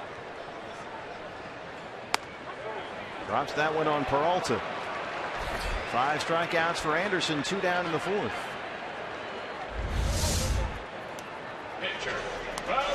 Big breaking ball in the outside corner. That last strikeout notwithstanding, David's done a much better job facing the lefties recently. We mentioned he's going to get a lot more at bats against lefties with Inciarte on the DL. In his first 21 games, he was only 2 for 21 against left-handers. Over his last 6 games, he's 5 for 13. Could you hit? Were you a hitter? Oh man, I was a threat at the plate. I guarantee it. Yes, BB. He wanted to pinch hit me a couple times. The manager never really got in there for that. Your manager has a different expression on his face. Just look at these swings. Look at it. Good Lord. Whoa. It's like a Three Stooges skit. Dr. Fine, Dr. Howard, Dr. Howard. That was a bit embarrassing. Thanks, guys. Well, it is a pitcher show. The thing is, normally our guys have to look for a long time to find something like that, but there was plenty of them on your highlight reel. We just picked one. Just right there off the top, huh? Slaps that the other way and sent it for the corner. Oh, he just missed it.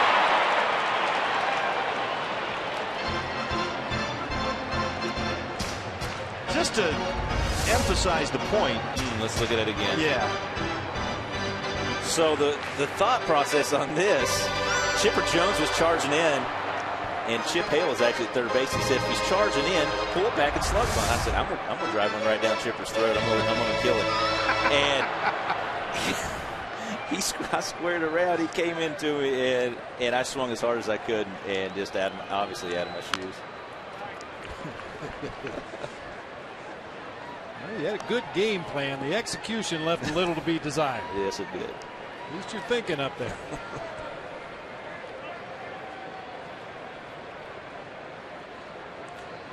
I believe I did. I think I had a big 3 RBI double, I believe, BB. Off the wall, maybe. Short off the wall, off the wall. Called strike 3. 6 strikeouts for Brett Anderson. He's got a 4-0 lead.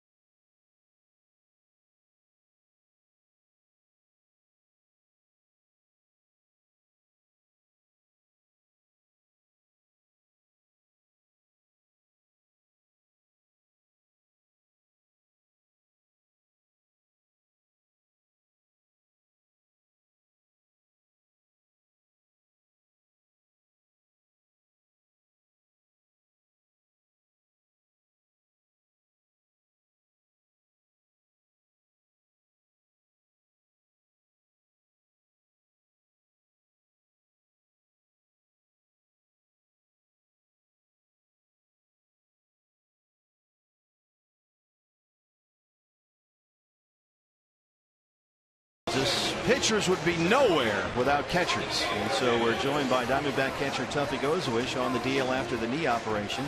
Tuffy, thanks for taking the time out. How are things going in your rehab? Going pretty well. You know, we got a great staff here, so I'm hard at work every day and doing everything I can to, you know, just be able to walk normal first, and then we'll work on the rest of it later. What's the day-to-day process for you like right now? Can you tell us a little bit about the type of things you're doing? Yeah, you know, I'm doing quite a few just small exercises, trying to strengthen everything around the knee as much as possible. I'm doing a lot of calf, a lot of quad, a lot of hamstring, just making sure that leg is stable before we do anything else, and then a lot of stuff to get the inflammation out, the swelling out. You know, a lot of ice, compression, some soft tissue, which, you know, it sounds like a massage, but in all honesty, it's the most painful thing you could ever imagine. But it helps. So we got great guys here. Have you looked at any videotape of the injury at all?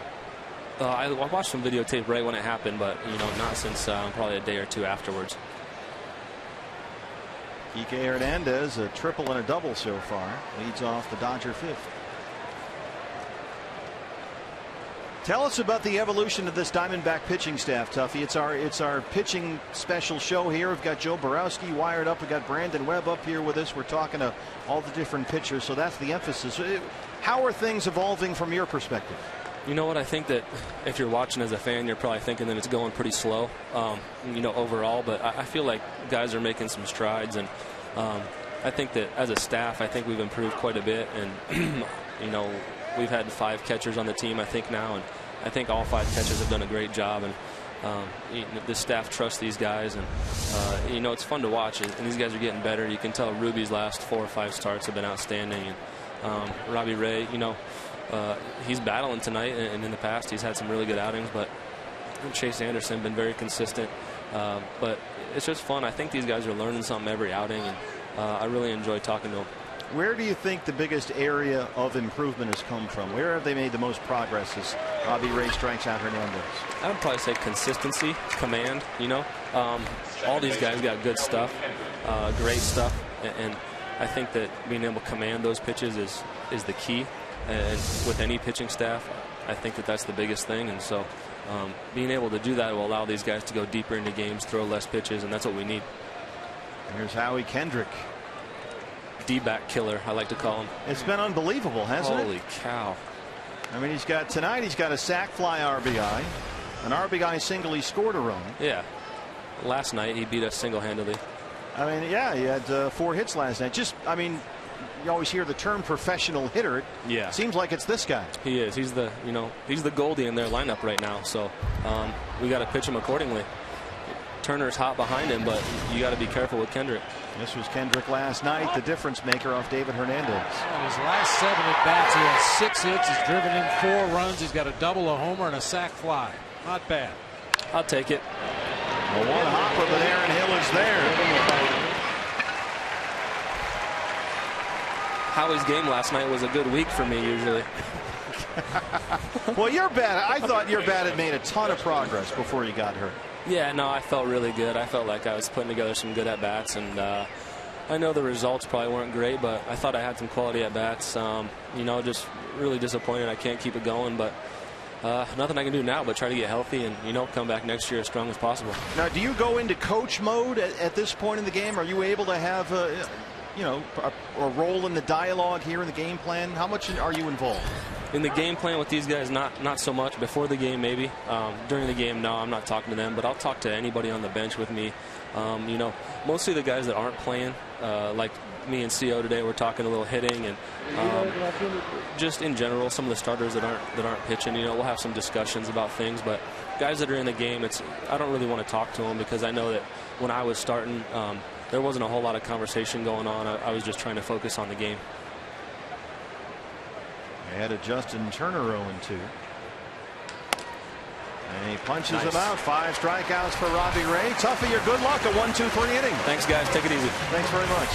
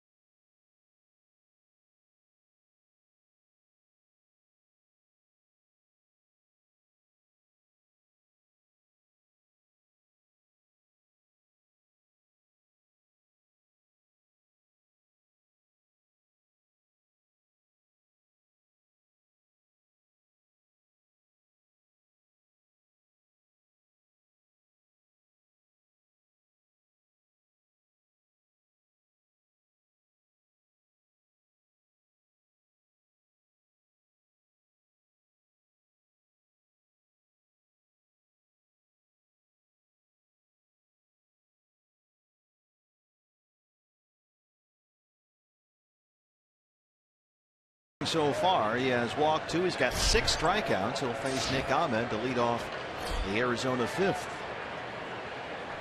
A cavalcade of stars on our Baseball in Focus pitching show. Anderson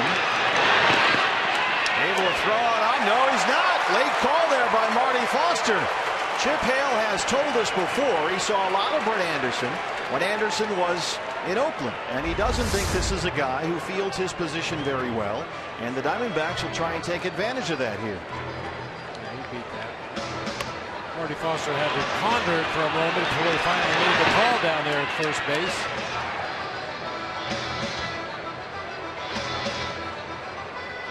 Oh yeah, he's in there. He's in there.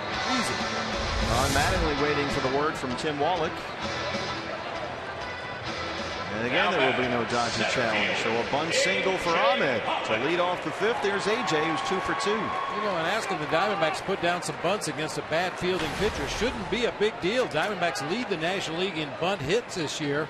3 over the Reds, 4 over the Miami Marlins. They really do believe that's something they could take advantage of. But then again, you're down 4-0, so it's not going to become Buntapalooza. Oh, no, but you definitely want to get some guys on ahead of Goldie, and if you can do that by dropping down a bunt, go get it. That's Nick's 4th this season. Chris Owings also has 4. Get him on the pond, and then one big swing, you're right back in the ballgame.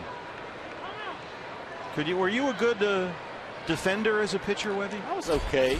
I threw my fair share into the stands there a couple of times. To me, if it was hit back to me, I was one of the guys I would run over and underhand it to the first baseman. I didn't like to throw it too often. If it was a quick play and I could throw it hard, then I'd be okay. But those little lobs were tough. Well, Ruby De La Rosa always makes us nervous because he throws those little lollipop ones over there. But it's tough to control if you're trying to, throwing it 100% or close to it during the pitching motion. Trying to ease up and guide one over there is tough. Well, the other thing about that is, and I've often wondered this, if you're out there trying to throw sinkers and sliders and changeups and all this stuff, how basically you just want to throw a nice, easy 4-seam fastball over there, right? That's exactly it. It's got to be hard. For me, it was. That's why I ran him over and underhanded, or like a little overhand, little soft toss.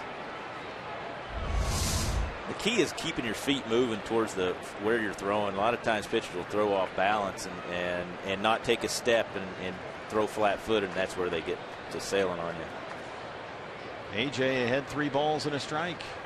Right back at Anderson, and sure enough it carries right to Kendrick, and they get a double play. Boy, it's Howie Kendrick's world, and we're just living in it right now.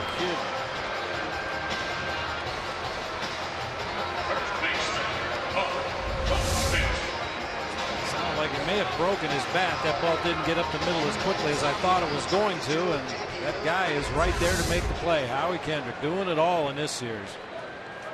So 2 out, nobody on for Goldie, who has walked and struck out.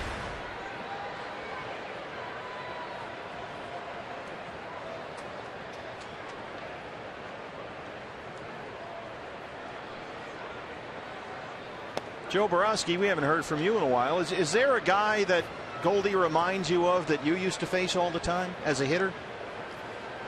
Reminds me of maybe Paul Bunyan. I don't know about a hitter, but no, it just seems every year he's in the league, he's just getting more and more knowledge. He just understands the strike zone so well, and being such a young guy, you don't normally see that until guys get later on in their career. So he has a huge step ahead of most people. Yasiel Puig makes a nice running catch with that blue glove, and Anderson is through 5 with a 4-0 lead.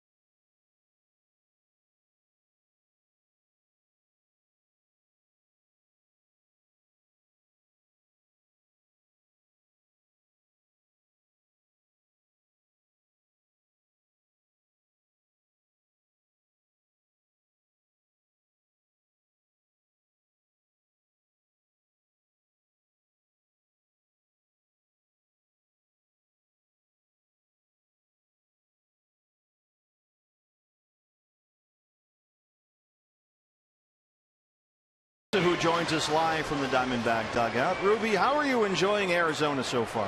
So far, I'm enjoying it really good. It's good. Try to get a good experience to this guy and try to enjoy it. It's a new club for me and for my career. Now, I found out something today that I didn't know. You and Wellington Castillo have known each other for how long now? What's the story there with you guys? I know him for a long time ago, so we go up together. It's past like the last 12 years, so we know each other a little bit, and we play a little bit Little League, and we go to school a little bit together too. So he signed it before me, and after that we start talking. We go back home, and so we talking to each other and try to keep in touch every year. You guys played Little League together. Yep. Wow. How about that? Does that give you a certain comfort when you're out there on the mound, knowing that Wellington Castillo knows you very well? Oh, yeah. It makes me a little bit more confident and put myself in good positions, how people know me, so how I'm pitching, all this stuff. For me, it's really good to have people like him. Well, Ruby, you started out as a Dodger. What's it like to face the Dodgers? It's a little hard for me, face these guys, have a good lineup, and make me myself a little bit more hungry. Try to do work when I pick into these guys. So make me a little bit putting myself in good spots. Try to do a better job. What's it been like for you as you try to develop and grow as a pitcher to have played now with 3 different teams? A good experience for me. So coming to 3 different clubs. So every club have different rule, and try to enjoy it and try to be more enjoying a different rule in this type, every club, and put myself in a good position because I knew I got a new more people and try to make more friends. You know what I mean? Sure. Well, you're making a lot of friends with the way you're pitching, I can tell you that. Thank you. Hey, congratulations on your hit last night, that infield hit. That was just all hustle. Oh yeah, I was flying to first base. You were busting it up that line. Huh? You were busting it, man, all the way. Oh yeah, well, also all the way through. Try to get that base hit for me and for my career. Try to go my really bit up. How have the Diamondbacks been for you compared to the Red Sox and the Dodgers? This guy really good. This guy tracked me really well. This guy have good stuff here, so try to learn a little bit of them and try to learn and get some info coming into my mind and try to get it better. And almost not the same team, but I think here is really good. The staff here really nice. Ruby, we talked to your pitching coach Mike Harkey earlier in the ball game, and we've seen you guys get together over there in the dugout during the game, the entire rotation, and talk about different things. How much has that helped you this year? Help a lot. Always talking about situation, how to pitch to the guys, and always talking about how to make any play, try to make it easy for us. And that's it for the group. It's nice because they have younger group here, good rotation.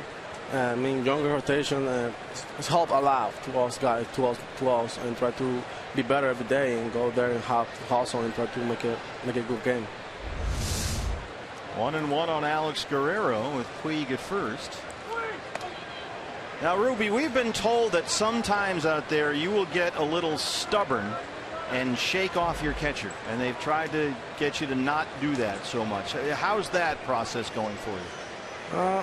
I think that's a good thing for them. Try to teach me not check a lot and try to go there just and pitch, big pitch to the home plate. That help me a little bit, but sometimes I like to one pitch and try to check, sometimes to make the hitter confused. When I hit coming now, so I think for one spot it's good, for another spot for me, I feel myself to myself, I feel good. But when I'm checking sometimes, I want to do the same pitch when I catch a call me the first time, just want to check just for check. And you're working with a bunch of different catchers too. Has that been hard? Oh yeah, it's hard because when you have one catcher, you know you very well, and then you go to a different catcher. Now it's start over and try to go back to the same page. It's hard for the pitchers. Have you always been a hard thrower? I mean, your fastball at times just explodes up there at home plate. Were you always able to throw the ball very hard? Oh, yeah, always all my career, so thank God for giving me that. And so I always have good velocity, good explosion to my fastball, yeah, always. 3-1 on Guerrero. He's got a chance to stay playable for Goldie in front of the Dodger dugout, 2 down. Well, Ruby, we know you throw the ball almost 100 miles an hour again. And we also know that you learned a changeup from Pedro Martinez. What's your relationship been like with Pedro over the course of your career, and even going back to when you were a young kid? Yeah, I mean, it's good for me have a guy like him. I know him very well from a long time ago, so I'm always catch a little bit more every day. What I do, I'm trying to steal something from him. So I still his changeup. So now I have to steal his experience. Try to get better every day and I talk to him almost every day about situation, about how to pick these guys, or about what I do when I have a bad game, or what I do when I try to throw the ball really good, and nothing happens. I mean, good for you. And always told me how to be patient, you can do what you do and throw the ball top to the home play and see what happens. So I mean, if it's good for me having people like him, some private guy to give me that people. Like to talk to Lauren, and I get better from him. Yeah, it seems like almost he's been a big brother for you in a sense. Yeah, I mean in a sense, yeah. I think I can call it like that. Like be brother and always be talking to each other. Well, Ruby, thanks very much for joining us. I know you want to watch some of the game here because the Diamondbacks are hopefully going to come back, and it's been great talking to you, and we wish you all the best. Thanks so much. Thank you. Good luck, Ruby. Ruby De La Rosa. He's a fun guy. Yeah, he really is. Marlins by a diving Ahmed. Eagle stop at second.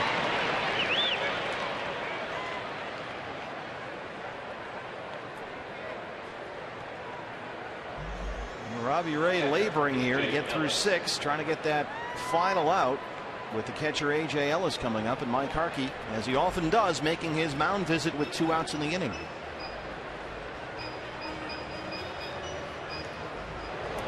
Occasionally those are turning points in the ballgame, those big 2-out at bats. We've seen a lot of them this year. Mike just wants to make sure they get this out. Let's go downstairs to Jody. Well, guys, it's certainly at this point in the game, Robbie Ray's pitch count getting up there. I talked to Mark Reed about his role. Of course, this is our pitching show. We already have the bullpen show, and as the bullpen catcher, Mark Reed is a big part of everything that goes on in there. He said right now, as the game progresses, they're just looking at what matchups might be coming up. Of course, they're waiting for the phone to ring, but they're just getting prepared as far as what Dodgers hitters are coming up and how they want to pitch those guys.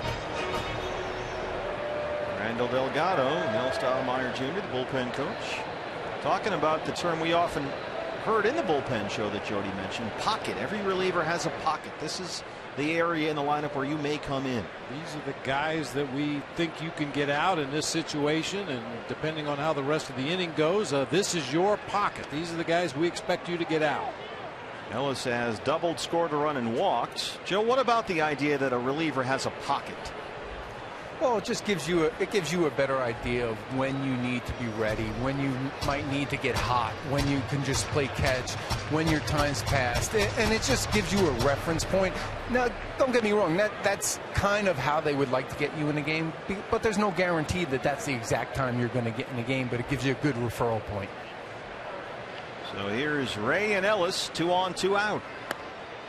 There's strike 1. I know hot pockets, throw those in a microwave. Absolutely.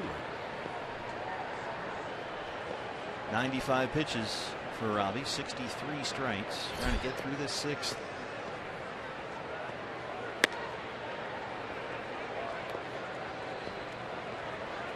Instead of spending all our money on these high-tech monitors up here, we need to get a microwave and a freezer. Hot pockets, now you made me hungry. Doesn't take much.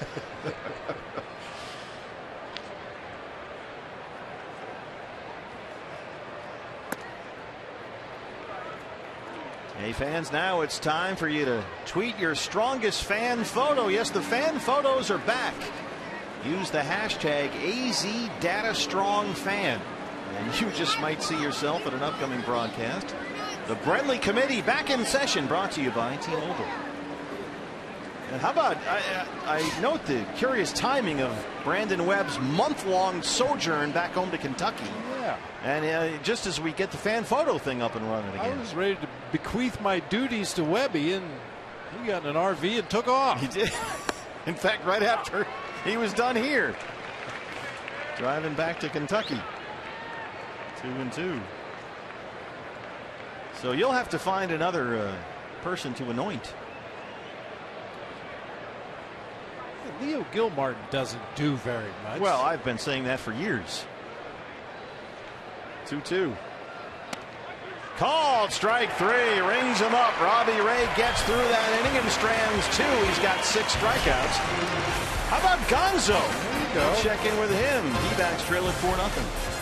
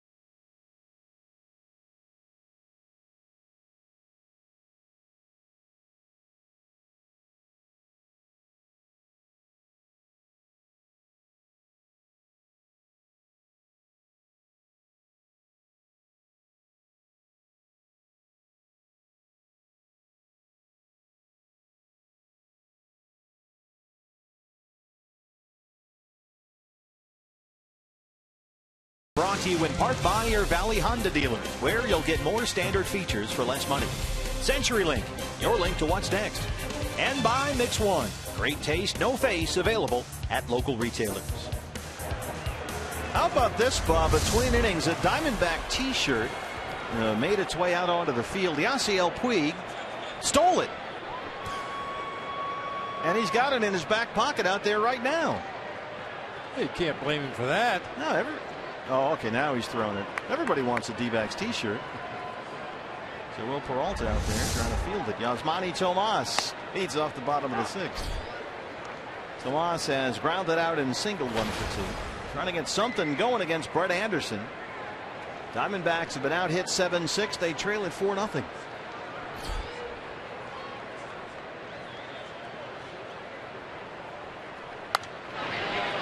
This guy has been an under-the-radar savior for this Dodger pitching staff. I don't know what they expected out of him when the season started, but it was a rocky start in April. In 4 April starts, he was only averaging 5 innings per game. His ERA was almost 5.5. But since that month of April, he has been really, really good. His ERA at just under 2.5 and pitching into the 7th inning with regularity. Well, he was drafted out of an Oklahoma high school by the Diamondbacks in 2006. He gets his position all right there and throws out Tomas. Take a look at our Chevron upcoming pitching matchup. Rockies are in for 4 starting tomorrow. It's Russian and Jeremy Hellickson, who we just spoke with a couple of minutes ago.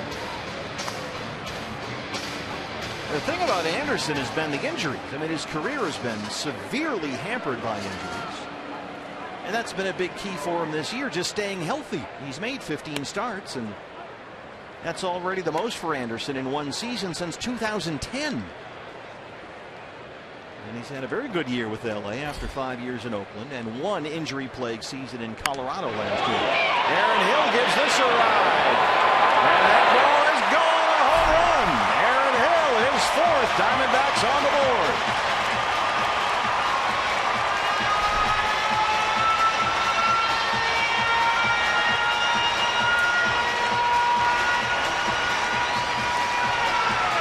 Boy, Aaron Hill really needed that. Over his last 33 games, he had one extra base hit. He struck out twice in this game on 7 pitches, but got a breaking ball, recognized it immediately, and absolutely clobbered it to left field, breaking the seal here for the Diamondbacks. Hopefully that'll be the start of something big. Jake Lamb.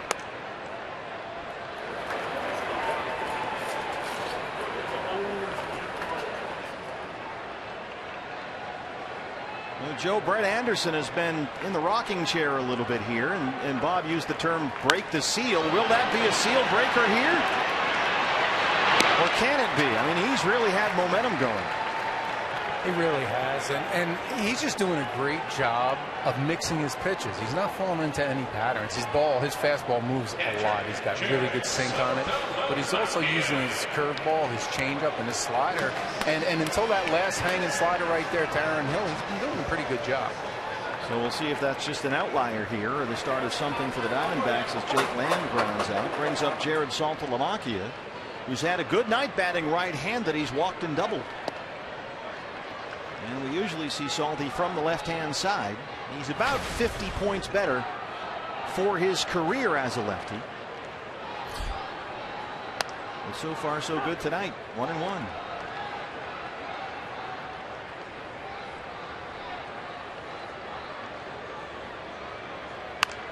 Shifters on. He hits right into it. Turner, a nice backhand scoop at third. And he throws him out.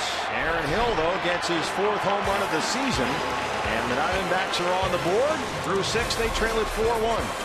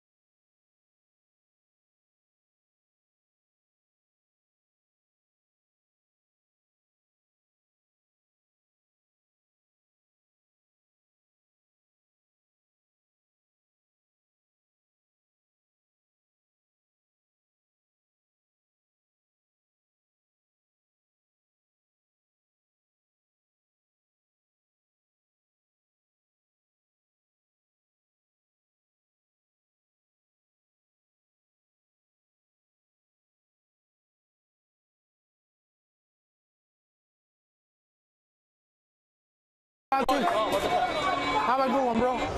So, my man, do something today. Let's get a W. Concentration. Concentration. The division, this one, oof, LA. Colorado have a lot of good hitters in there. San Diego, oof.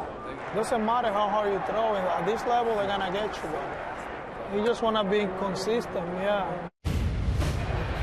Wellington Castillo, he's a lot of fun. He really is. That's a catcher's technical term for opposing lineup. Ooh.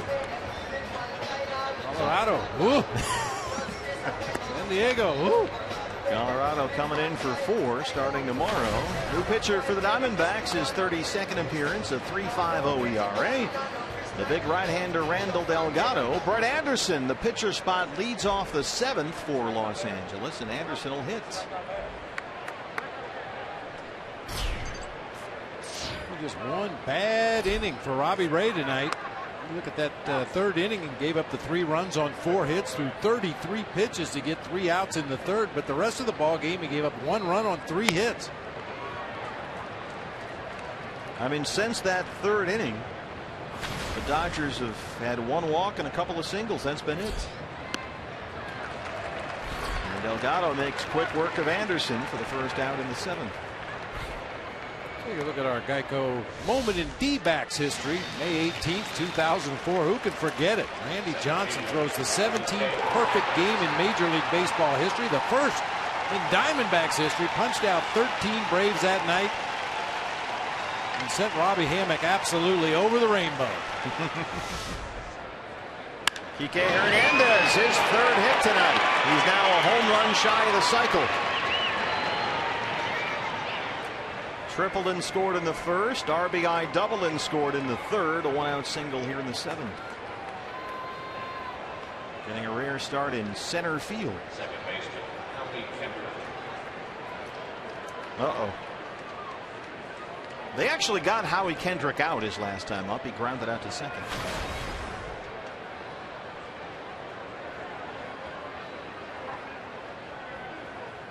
Howie Kendrick. Ooh. He's had quite a series and quite a season against the Diamondbacks.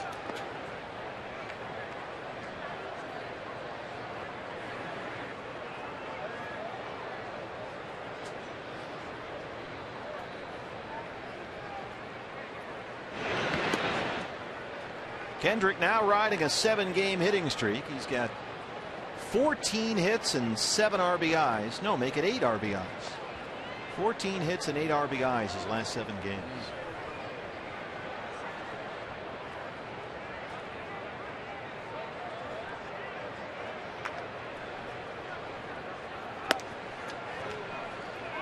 Take a look at our Arizona Federal Credit Union Power Player of the Game, and Howie Kendrick just wearing out the D-backs. 5 game winners in 1 season against 1 opponent. Uncle. 2-0. Randall's behind here. 3 balls and no strikes. Turner's on deck. And sometimes when a guy has that kind of success against a team, you can point to why. Well, he hit nothing but fastballs, belt high down the middle of the plate. He hit nothing but hanging breaking balls. But Howie Kendrick has hit balls inside, outside, up, down, hard stuff, soft stuff. He's hit everything. I can point to why. He's really good. He's good. I mean, this is his 10th big league season, his first outside the Angels organization, but his career batting average is over 290. And he's really fit in well here. 3-1.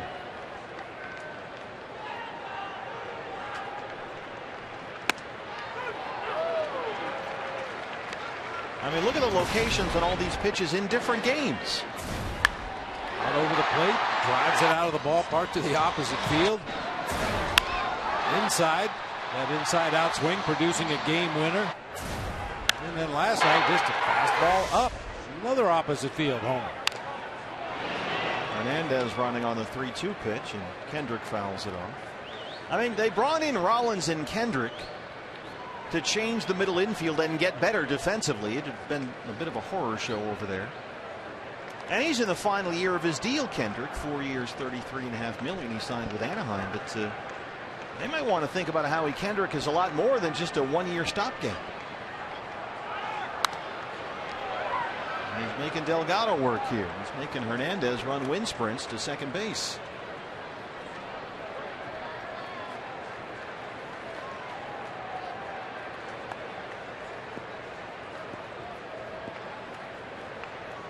Dodgers acquired pitcher Andrew Haney as a key piece from the Marlins in the trade that sent D. Gordon and Dan Herron to Miami. And they flipped him for Kendrick. Jake Lamb. They've now retired Howie Kendrick in 2 consecutive at-bats.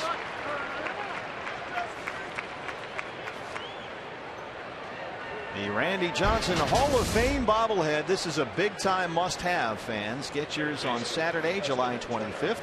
The Diamondbacks and the Brewers, courtesy of Fry's Food Stores. Tickets right now at dbacks.com. Justin Turner.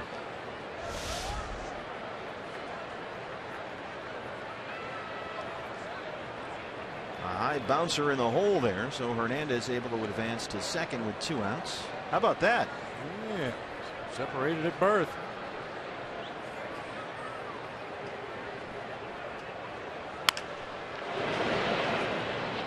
Do you think that that gentleman is aware that he looks like Justin Turner?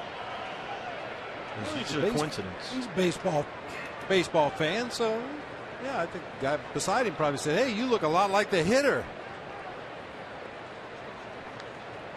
That is uncanny.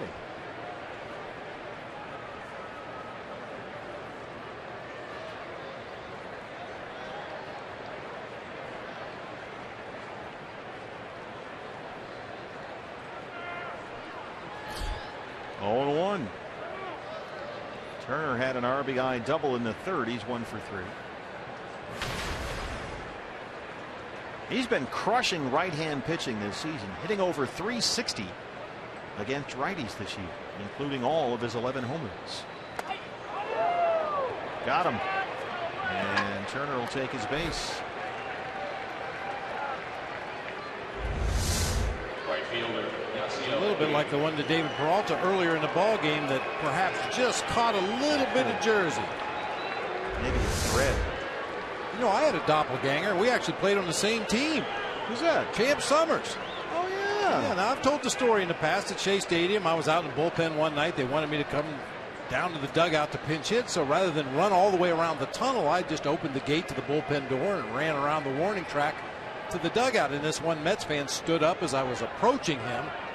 He saw the mustache and the big nose, and he says, "Hey, Summers, you stink."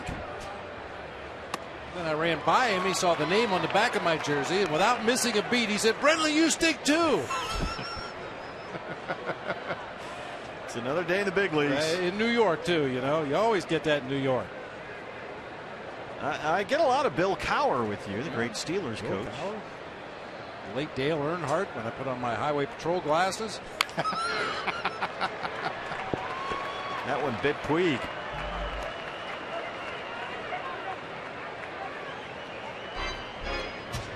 Way up on the inside of his left calf there.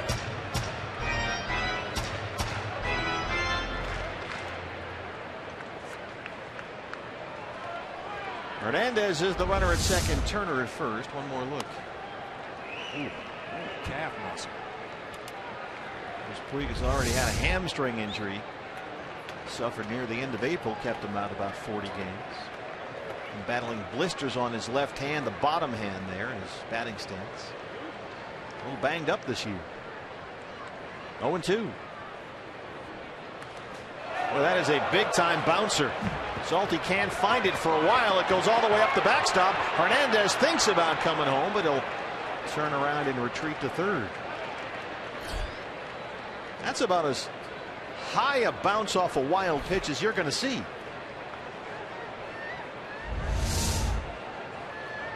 Salty had no idea where it was. That slider hit way out in front of home plate. Actually hits him high on the right shoulder and deflects straight up in the air to the backstop. That almost came into the stands behind home plate. And watch Hernandez coming around third. He started.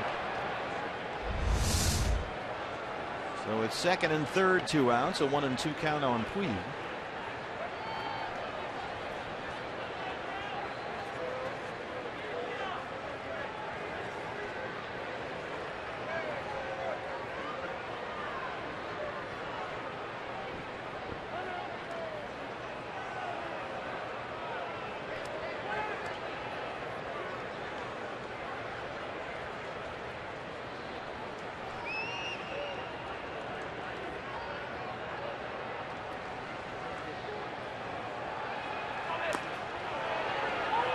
He didn't go, says Marty Foster down there. I don't know about that one. Look, look at that smirk. He knows he got away with one right there. Well, maybe not. Big, strong man right there. I thought that bat had surely got out in front of home plate that time. Puig thought he swung at it.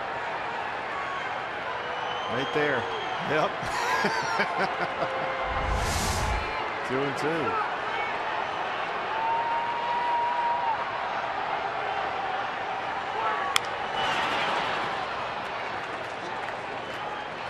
Champ Summers, by the way, our quick staff. Yeah, there's Champ. Megan Paul down in the truck coming up with the Champ Summers 82 Donruss baseball card. Apparently was in the back spokes of somebody's bike. Yeah, make it like a motorcycle. Champ was a lot of fun, I'll tell you. He used to take batting practice at Candlestick Park. You know those days when you get out there at 1 or 1:30 in the afternoon for extra hitting for the bench players, and his last couple rounds of BP, Champ would go back into his locker and bring back an aluminum bat and try to hit balls in the upper deck at Candlestick. I mean, it was reachable. You really had to step on one to get it up there, but that was always a lot of fun.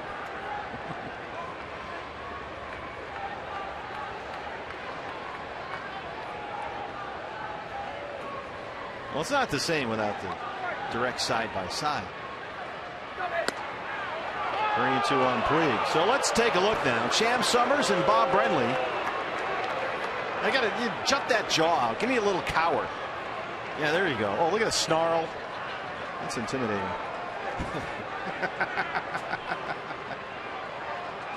3-2.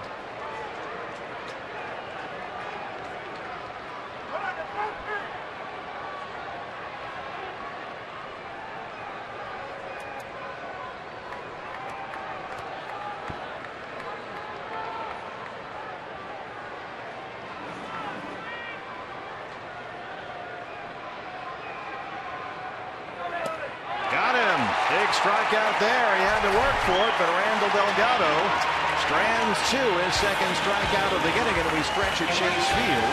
Here's what's next, brought to you by CenturyLink. Nick Ahmed, 2 games, 2 homers. He's coming up in the 7th.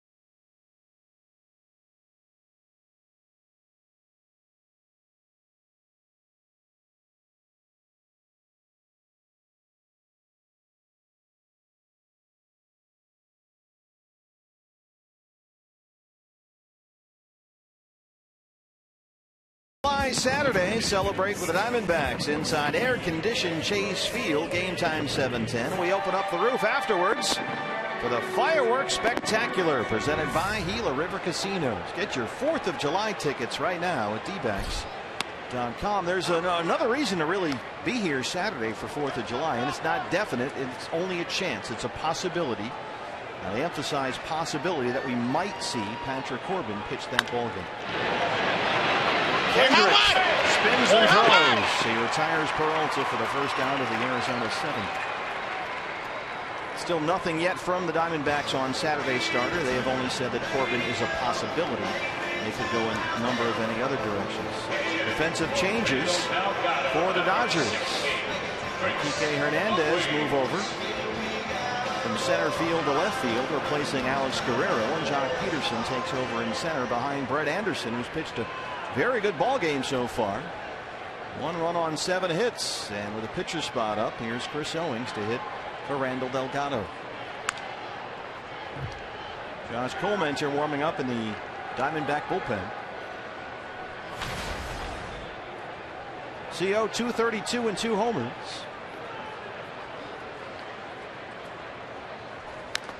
And a pair of hits in Monday's series opener. Struck out twice last night. There's Josh Colemanter.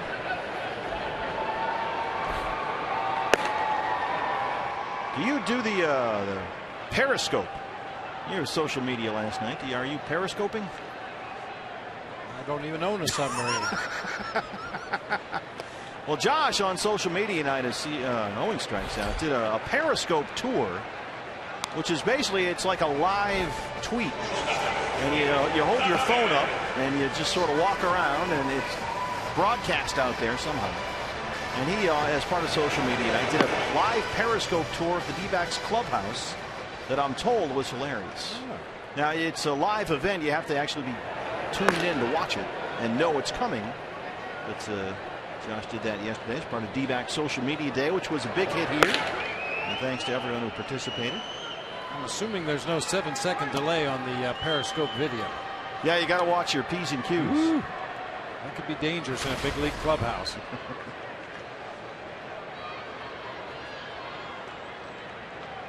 Nick Ahmed 2 for 3, couple of singles.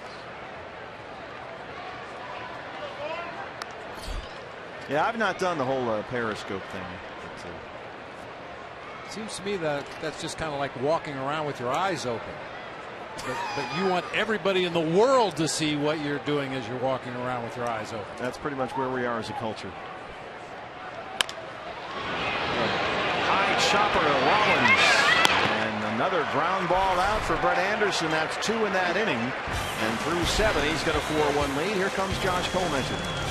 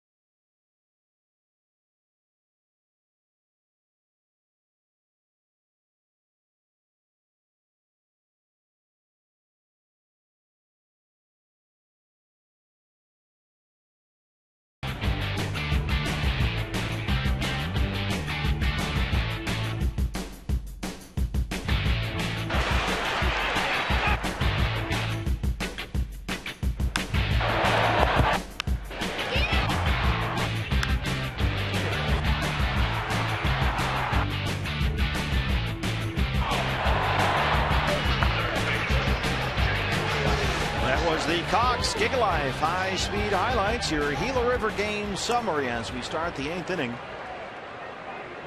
Diamondbacks trail the Dodgers 4-1. Big night for Kike Hernandez, who got a rare start in center field. He's now moved over to left field, and Brett Anderson, the #1 ground ball pitcher in all of baseball, getting a share of ground ball outs. He's got a 4-1 lead. Looks like he's done. Putting on his turf shoes, taking off his cleats. Scott Van Slyke leads off the 8th against Josh Colmenter, who slips and falls on the mound, delivering his first pitch of the ball game. The numbers on Josh this year: an ERA just over 5, his 16th appearance.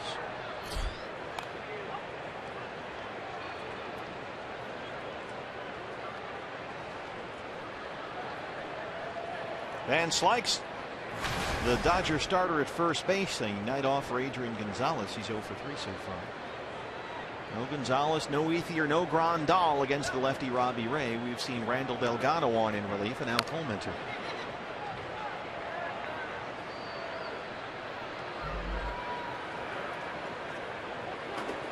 Well, that guy, talking about everyday Eddies. He's just, you just write him in. He's in there every day. Rarely gets a day off and rarely needs one, it seems. 1-2.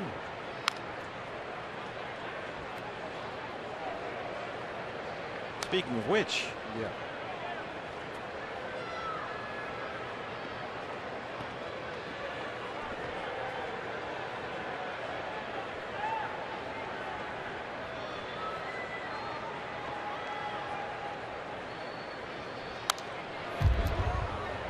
Hey fans, we invite you to play Kachinko by signing up at one of the 20 interactive kiosks right here at Chase Field during any Diamondbacks regular season home game. Still 1-2 on Scott Van Slyke, getting the start at first base for Adrian Gonzalez. When you go back to the 2006 season, which was Gonzalez's first in San Diego after he came over from Texas, he's played in at least 156 games every year for the last 9 years. I mean, there is a relentlessness to his consistency, not just the production but the presence in that lineup. Every game, every year, and all he does is hit.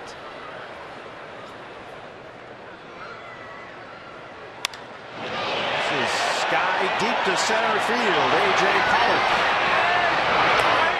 allowed out #1 in the 8th.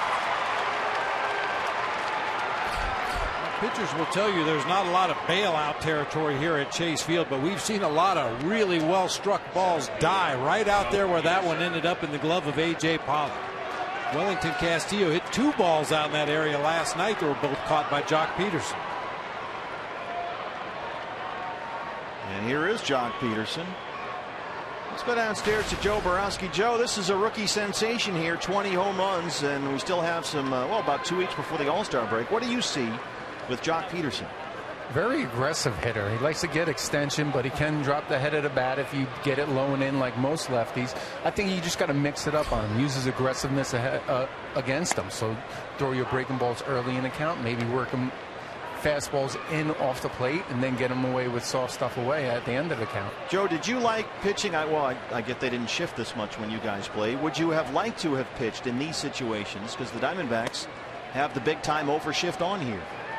I'm kind of on the fence with the shift right now. I know for me, I figured if there was no such a thing as bad luck, I'd have no luck at all.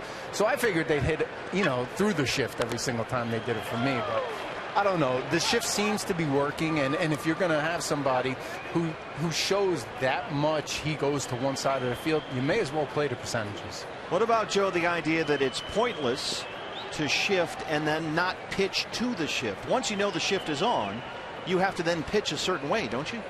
Well, you would think that, but obviously they've done their research on it, and a guy, he may be a dead pull hitter no matter whether you pitch in or away. And if that's the case, then of course you're still going to be pitching the way you want to pitch. But if you're going against somebody and you want him to hit into the shift and he may not be a dead pull hitter, then of course you're going to have to pitch him in. And he rolls one right into the shift. Goldie is there. Coleman's recovers.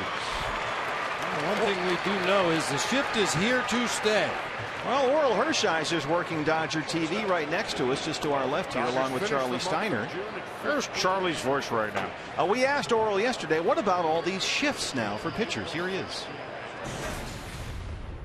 When I see the radical shifts behind me, if I was out there pitching, it would really disturb me, because I would feel like it would start to take away pitches that I would want to throw a certain hitter. And I really believe adjusting within an at-bat on where the bat speed is, how the batter is picking me up, what I might want to do to him, and almost having to eliminate pitches that I think could get hit to that side of the field away from the shift, that would make me uneasy.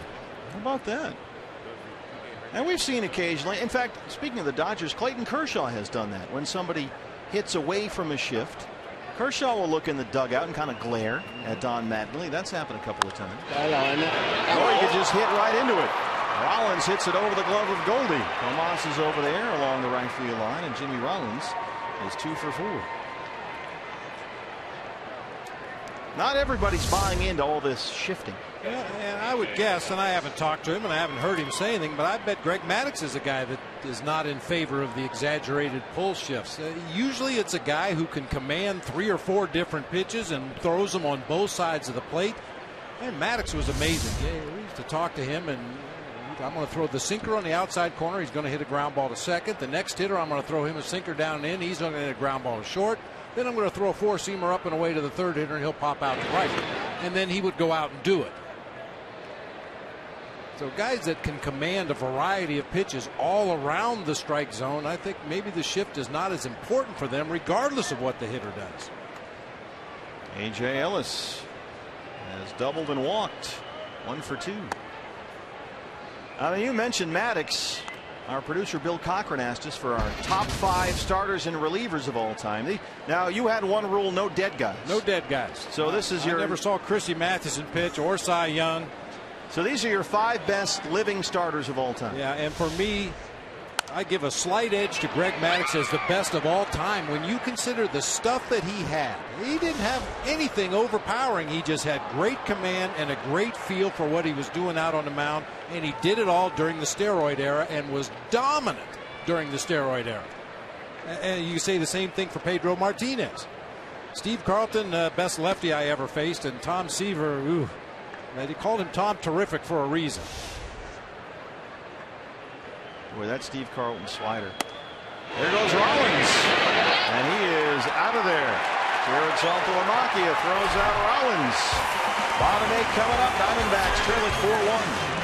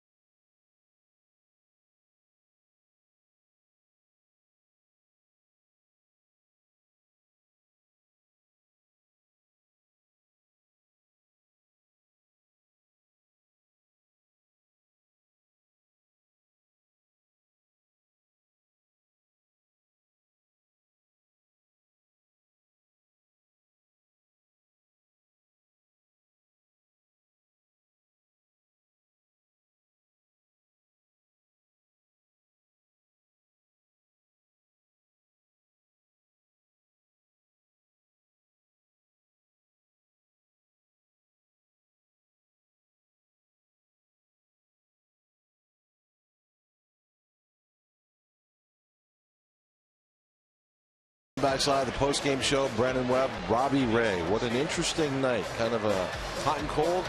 Yeah, pretty much. He started off okay, not his best stuff by any means. He struggled with his command, ran into some big trouble in the third inning, gave up 4 runs, but was able to get through 6 innings, luckily.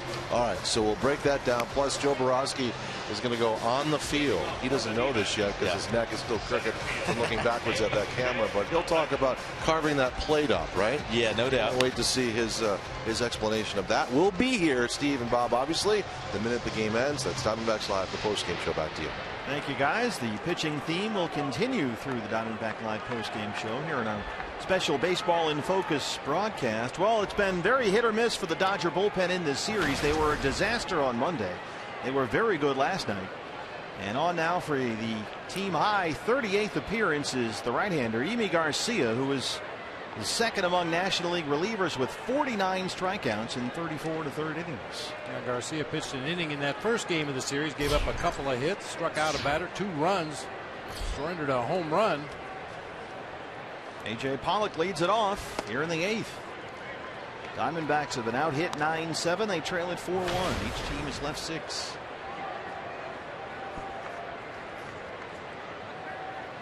And I got to get A.J. Pollock in that All-Star game.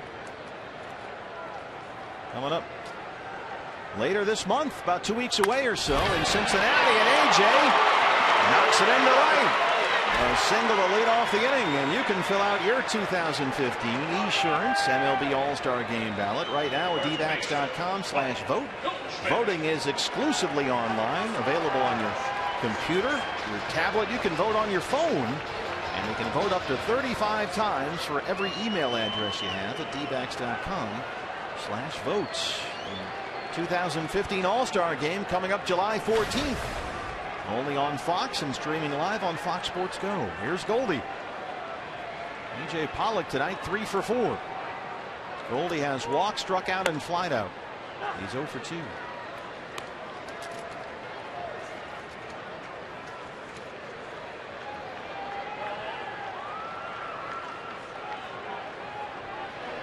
Goldie needs a hit. He comes into tonight riding an 11-game hitting streak. That's on the line right here. And that's in the seats. It's 0-2. You'll notice no shift with Goldie at the plate, because he has the reputation for hitting the ball from foul line to foul line with power. They shade him a little bit to the opposite field in center, but everybody else playing straight up.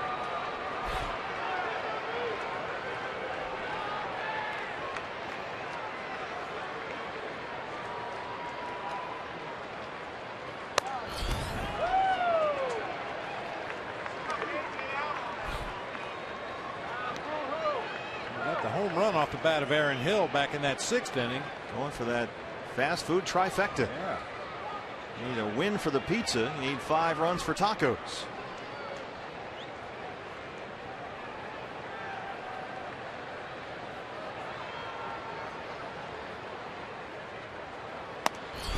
Goldie strikes out for the 2nd time tonight.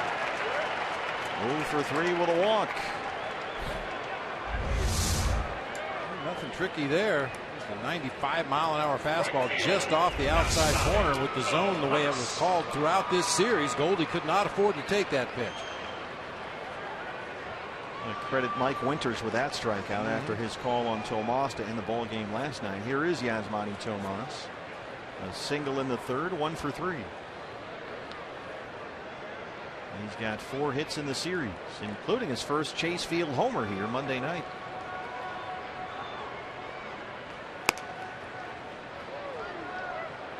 You're starting to sway me on the whole robot ump thing. And and believe me, it really hurts to admit it. Well, you know, we've talked to a lot of pitchers. We've talked to a lot of different people who watch the game on a daily basis, and you know, we're kind of all in agreement that, you know, that 1-1 pitch, a borderline 1-1 pitch, it's called ball 2. Suddenly the hitter's in charge of that at bat. If that pitch is called a strike, it completely shifts the power out to the pitcher's mound. I mean, not to mention the bad strike 3 calls or ball 4s that are in the strike zone. We've seen every possible way this year.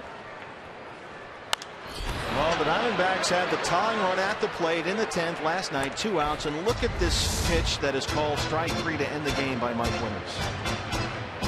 That's Pitch FX showed it was more than 3 inches outside the strike zone, and that's the ball game right there. Now, look, the umpires are tremendous, and they do a great job. They want to get every call right. There's no doubt about that. Nobody's saying they're not. But it's the inconsistency. This is knocked into right center. Peterson over to cut it off. A.J. Pollock in at third. And the Diamondbacks with 1 out here in the 8th have the tying run at the plate.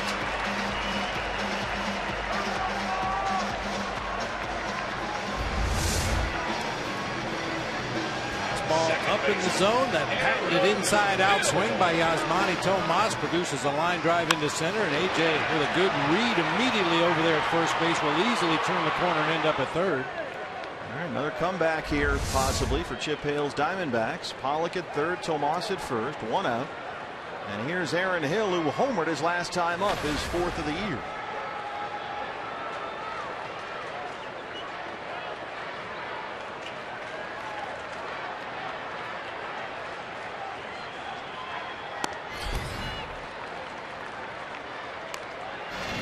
Aaron's last at bat in the 6th against Brett Anderson, a hanger. Let's make that Chaz Roberts air conditioning cool play of the game. Well, there's no better feeling for a right-handed pull hitter when you recognize a breaking ball right out of the hands of a left-handed hitter and it stays in the strike zone. That ball gets hit a long way. The pitcher and the catcher are hoping to see Aaron Hill kind of glide out onto that front foot and maybe take his hands with him a little bit as that breaking ball is getting into the zone, but Aaron saw it right away, stayed back, short compact swing, long home run to left field.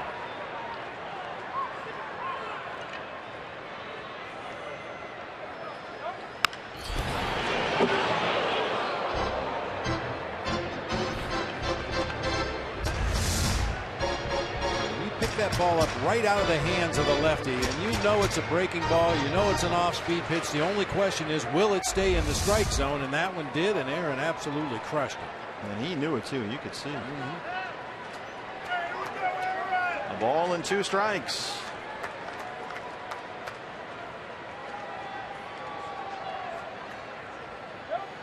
It's this one up in the air. Hernandez has room. 2 down. Here comes A.J. And it's a 4-2 ball game. And under that one just a bit. Oh, it made a great sound off the bat. Unfortunately, just got under it a little bit, but gets a sac fly to left field for his work.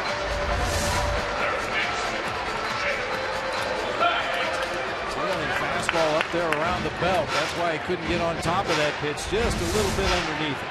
Well, you've still got the tying run at the plate. Don Mattingly, with Lamb coming up, wants his lefty. Another Diamondback thread here, making this a close ball game. Bottom 8, 2 outs. Tying run at the plate. Lamb, the hitter, back after this.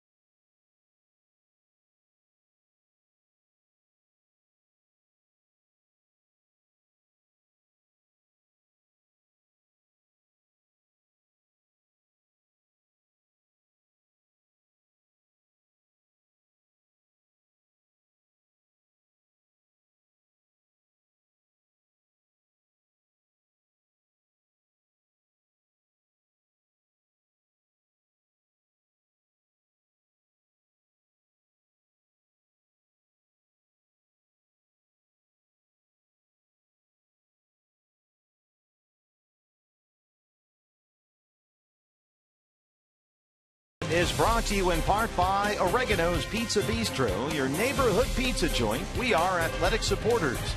By Card Power from Arizona Federal Credit Union. Now that's the power of us. And by Tire Pros. For the best selection of Continental and General brand tires, visit your local Arizona Tire Pros location today. The great Jimmy Garrett rubbing up the baseballs with that Delaware River mud. Well, here's the lefty, Adam Liberatore, brought on to face Jake Lamb, who would be the tying run at the plate with 2 outs in the 8th. Lamb recalled, and Wellington Castillo will take the at-bat. Willie in there against the lefty. 4-2 ball game, 2 outs. He's the tying run at the plate. And he has been on offensive tear his last dozen games. 224 for the year and 6 homers. 4 of those home runs have come with the Diamondbacks. He, of course, started with the Cubs, played for the Mariners for about 10 minutes, and now he's here.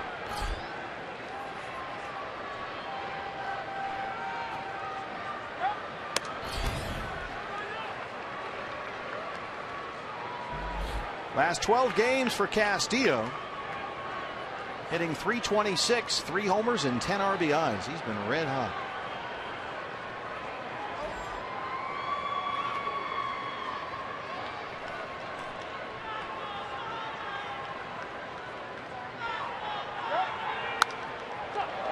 That is in the Dodger dugout.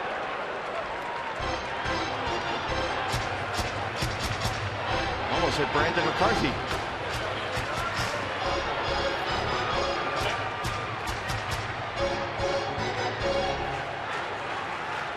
Every time one of our hitters did that back in the day, Gonzo would say, hit a lefty.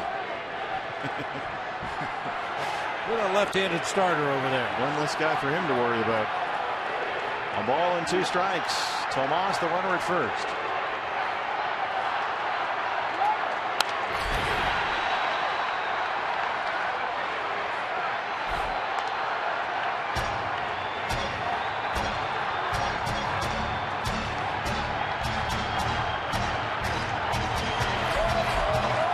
Closer, Emily Jansen.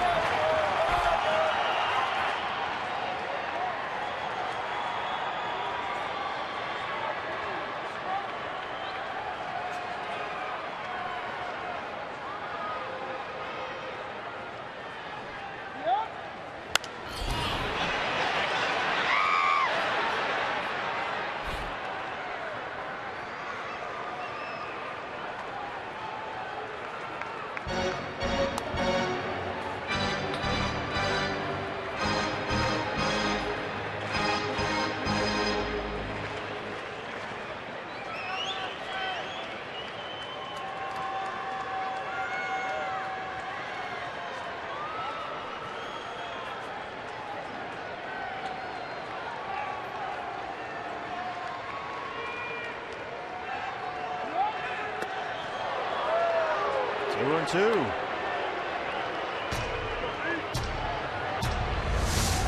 Wellington Castillo getting a little bit closer to that fastball, so they try to throw a slider down and in, very nearly hit him with that pitch.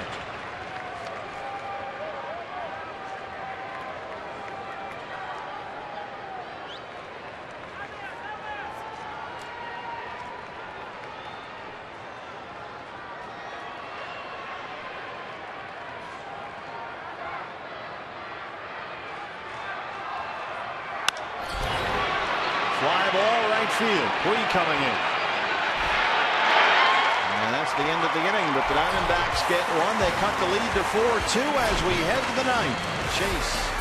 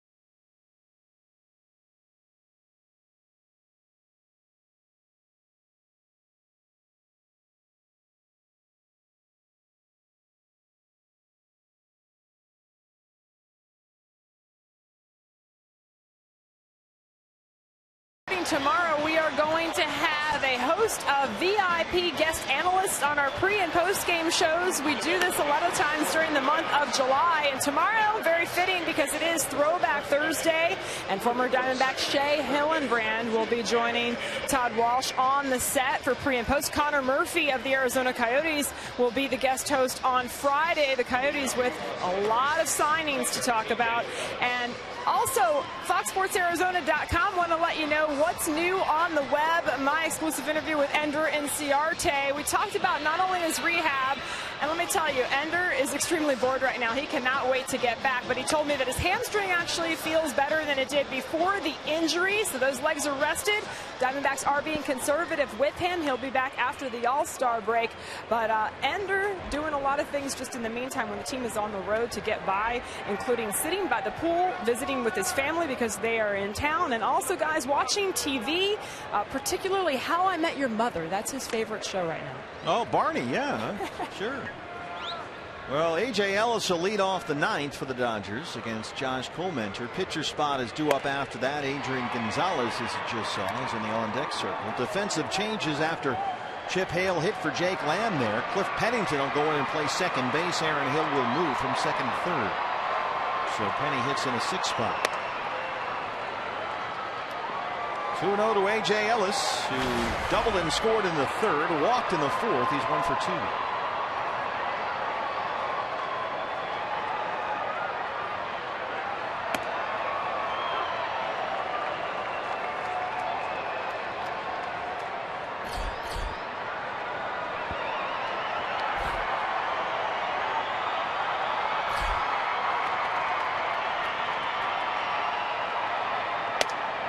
Here's a high strike call, 2-2.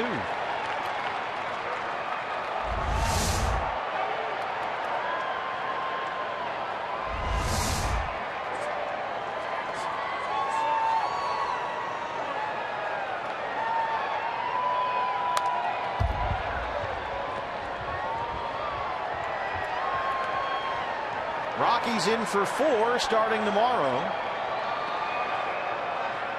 Jeremy Hellickson, Chase Anderson. Saturday's up in the air. Ruby pitches Sunday. There's a chance, only a chance at this point, that Patrick Corbin pitches that game Saturday. His first major league start off Tommy John, but the Diamondbacks have not named a starter. Where was that? That ball's right down the middle. Oh, my.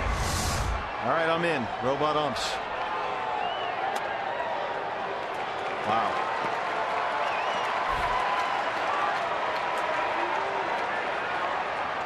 Joe, you want robot umps? I've been watching the game tonight, and there's some pitches that I think are relatively close. I don't know if I'm going to go to the distance as Bob's going with robot umps, but you know, it's a difficult job for him. And I know as a pitcher, I always blame the umpires for everything. You know, you brought up the most important point, Joe. It's a tough job. It's hard. These guys, the ball's moving all over the place. We got guys throwing 95 miles an hour with 8 inches of sink on their fastball.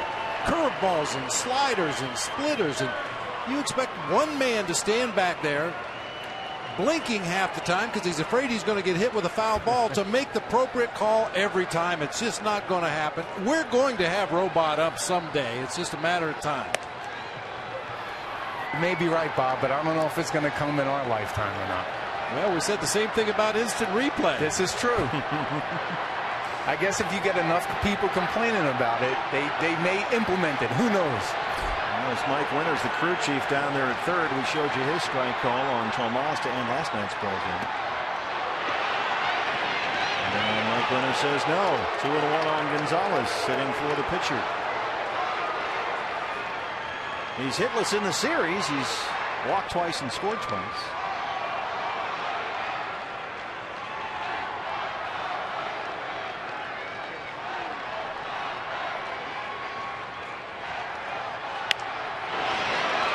Toward the left field line. And foul. Bounce right in front of Dick Robertson down there.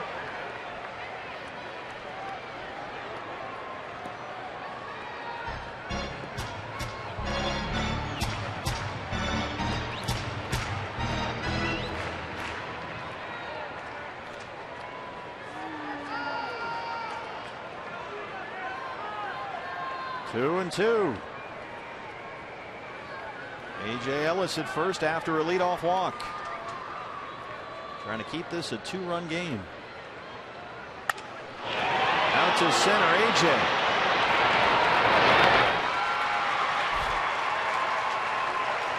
Well, Kike Hernandez comes up here in the leadoff spot, a home run shy of the cycle.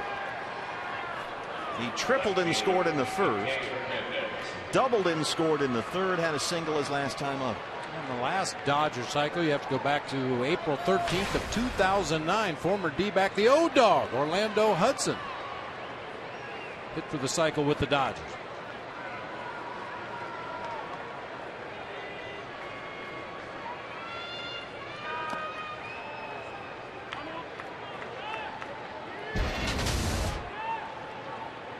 Wes Parker. He was on the Brady Bunch once. That's what I bring to the table. That's a good get right there.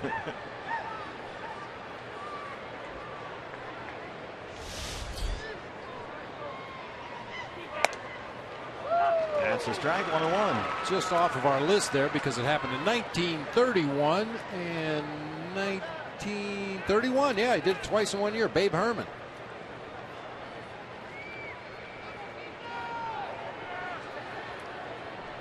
I don't think he was on the Brady Bunch. The radio version. Brady Bunch, you know, yeah, Joe Namath would show up and Wes Parker, a couple other guys. Wasn't Don Drysdale? Oh, that was Beverly Hillbillies? That was Lester and Earl. Lester Flatt and Earl Scruggs. They'd show up, play the banjo by the cement pond. Jethro. 2-1. High pop up, Goldie and Salty. It'll be Goldschmidt. Yeah, we've been talking a lot about starting pitching tonight, and it's not easy.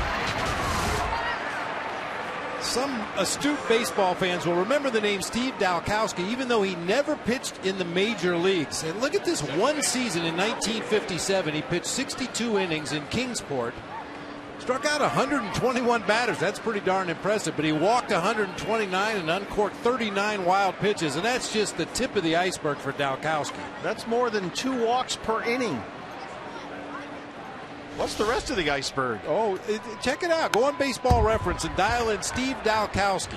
Now, the rest of this list, Jason Neighborgall was actually a 3rd-round draft pick by the Diamondbacks back in 05, and in 3 seasons in the minors, you see the numbers there, 48 strikeouts and 42 in the third, but he walked 129. Just a bit outside. Just a bit outside. And the last guy on the list I had to put on there, we'll come back to it in a moment, Ray Galt. Pitched for the Cleveland Indians. I faced him when we were in the Cal League in Bakersfield. And you see the numbers, 4 seasons in the minors, ERA over 10, 329 walks in 179 innings, 61 hit by pitch. He got me twice in 1 game. He hit 61 guys. He hit me right in the middle of the back twice. And I had been out to the lake all day that morning and was sunburnt to a crisp. Well, he must have thought you were Champ Summers. So I'm laying on the ground at home plate after the second one, and the wind was knocked out of me. The guy threw about 120. And the umpire reaches down and put his hands on my back. Stay down till the trainer gets here. I said, oh, don't touch me. I was fried. I had blisters on my shoulders. That's how I remember Ray Galt. Steve Dalkowski threw a no-hitter in high school. Struck out 18, walked 18. Not a perfect game. Not a perfect game, not quite. So the lesson here, kids, is use sunscreen. Yeah. You were even fishing back in the Cal League then, huh? We were just splashing around in the pond that day. We weren't fishing. In an extra inning game in the Eastern League, Steve Dalkowski struck out 27 batters, walked 16, and threw 283 pitches. Must have been working on an extra day's rest. He was pulled from another start in the second inning after throwing 120 pitches. I don't think it's your night, Steve. It's tough. That pitching is tough stuff. I mean, how good must he have been for teams to keep him around as long as they did. Dalkowski, they said, was the hardest thrower to ever pick up a baseball. That'll keep you around a while. There goes Ellis. And that's ball 4 to Kendrick. Well, back in the day there, didn't organizations have twice as many minor league teams as they do now? I mean, you'd have, what, 9, 10 teams? D leagues, C leagues, teams all over the place. Well, Justin Turner comes up now with 2 on and 2 out after Colementer's second walk in the inning. And here comes Mike Harkey, the 2-out mound visit. Turner had an RBI double in the 3rd. He's 1 for 3. He was hit by a pitch his last time up. Take those selfies and the fan photos and the whole thing. Now's the time, fans, to tweet your strongest fan photo. The Brenly Committee back in session. Use hashtag AZDataStrongFan. That's AZDataStrongFan. And maybe if you pass muster with the committee, you will see your photo in an upcoming Diamondback TV broadcast. It's brought to you by T-Mobile. Well, sometimes pitching can be easy, though. Carlos Carrasco of the Indians tonight very nearly had a no-hitter. Went 8 2/3 of no-hit ball. Had an 0-2 count on the hitter. Joey Butler came up with a base hit. Oh, those are crushers.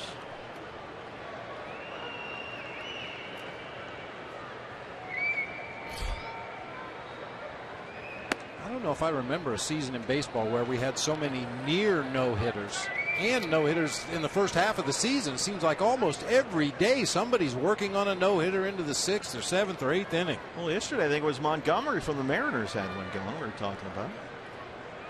Josh now at 40 pitches, 22 strikes.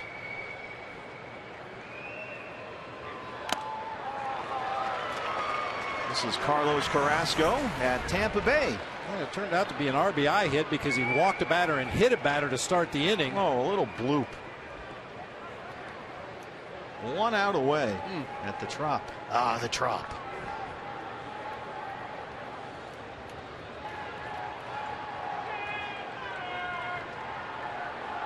One. That was in where? Tampa. You got it.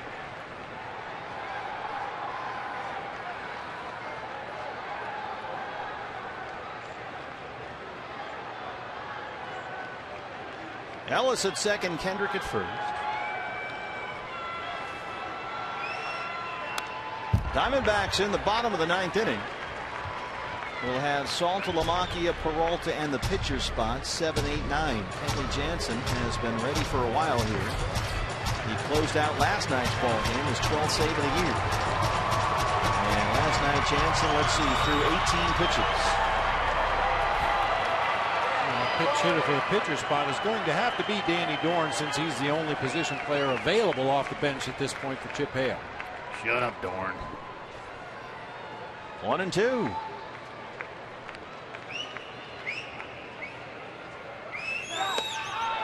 Got him. Josh Colementer strikes out Turner. He strands 2. He keeps it a 4-2 ball game as we go to the bottom of the 9th at Chase Field.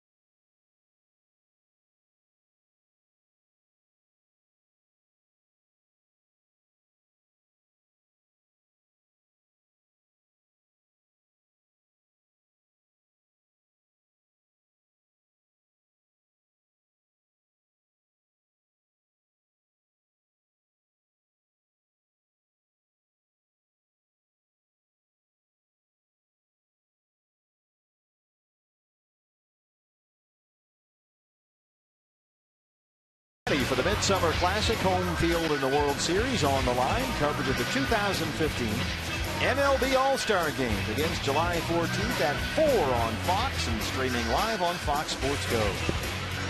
Bottom 9 at Chase Field in downtown Phoenix. Kenley Jansen, who got the save last night, on for another one here. It worked to Jared Saltalamacchia, David Peralta, and the pitcher spots 7, 8, and 9 in the Arizona ninth. To the best of my recollection, I saw something from Kenley Jansen last night that I've never seen before. He threw a breaking ball. Oh, you're right. He's Yeah, usually just cutter.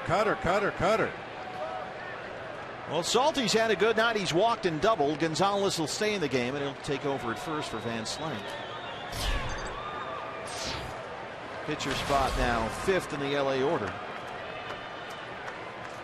So here we go. Bottom 9, 4-2. Diamondbacks need at least 2 here.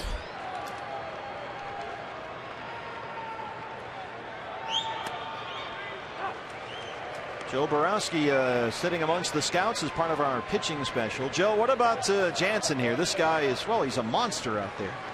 He sure is. And well, I'm not going to compare him and make a fool of myself. He's no Mariano Rivera, but like Mariano, throws the one pitch to cutter. Bob just mentioned that he did throw a breaking ball yesterday, so that's just further proof he's no Mo. But it's just impressive that he can do what he does with one pitch. And what it is that he's got pretty decent location with it. He doesn't quite have the location that Rivera had, but it's a pitch that you think as a hitter you're going to square up, but it has such that late movement you never quite square it up. Case in point, Saltalamacchia strikes out. Joe, you did a great job back there for us tonight. Thanks very much. We appreciate it, and we'll look for you on Diamondback Live on the postgame show. Thanks a lot, guys. It was a lot of fun. Thanks, Joe. So we want to thank Joe Borowski and Brandon Webb, our on-site analysts here. So that four-seam fastball that time. Brings up David Peralta. Peralta was hit by a pitch in the second inning. He's 0 for 2.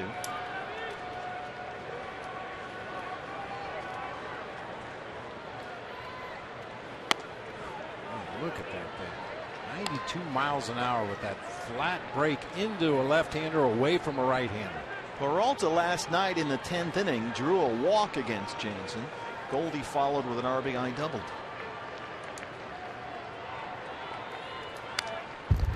We want to thank Joe Borowski and Brandon Webb, of course, our producer Bill Cochran, director Mitch Riggin, everybody in the truck, and everybody at Fox Sports Arizona for all the work that went into our Baseball in Focus broadcast, our annual pitching special. Wellington Castillo, who was kind enough to wear a microphone for us all day. Of course, Chip Hale, who was tremendously cooperative, as was everybody in the Diamondbacks, the front office here. David Peralta reaches down and lifts that one over the head, putting it out of here. David Peralta, his 7th, and it's a 1-run ball game.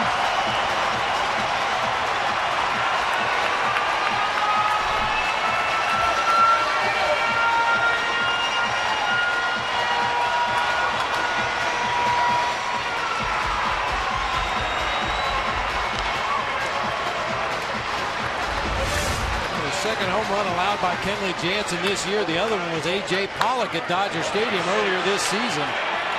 Let's get the barrel on it. Line drive home run over that wall in right. And so with the one out, the tying run is at the plate. Danny Dorn will hit for the pitcher.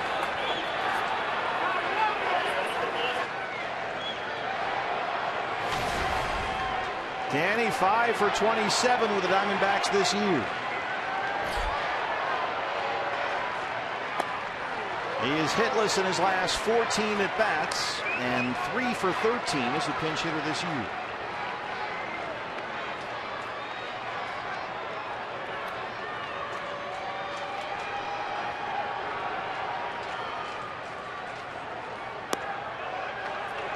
One and one.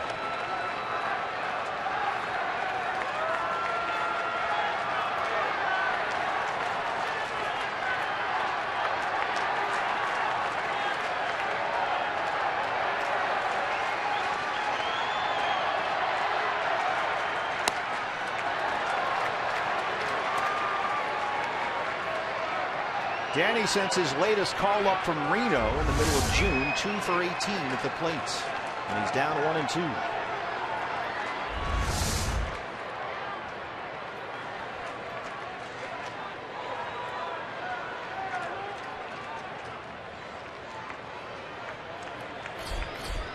Ahmed on deck. D-backs have now out-hit Los Angeles 10-9. Horn strikes out, 2 down.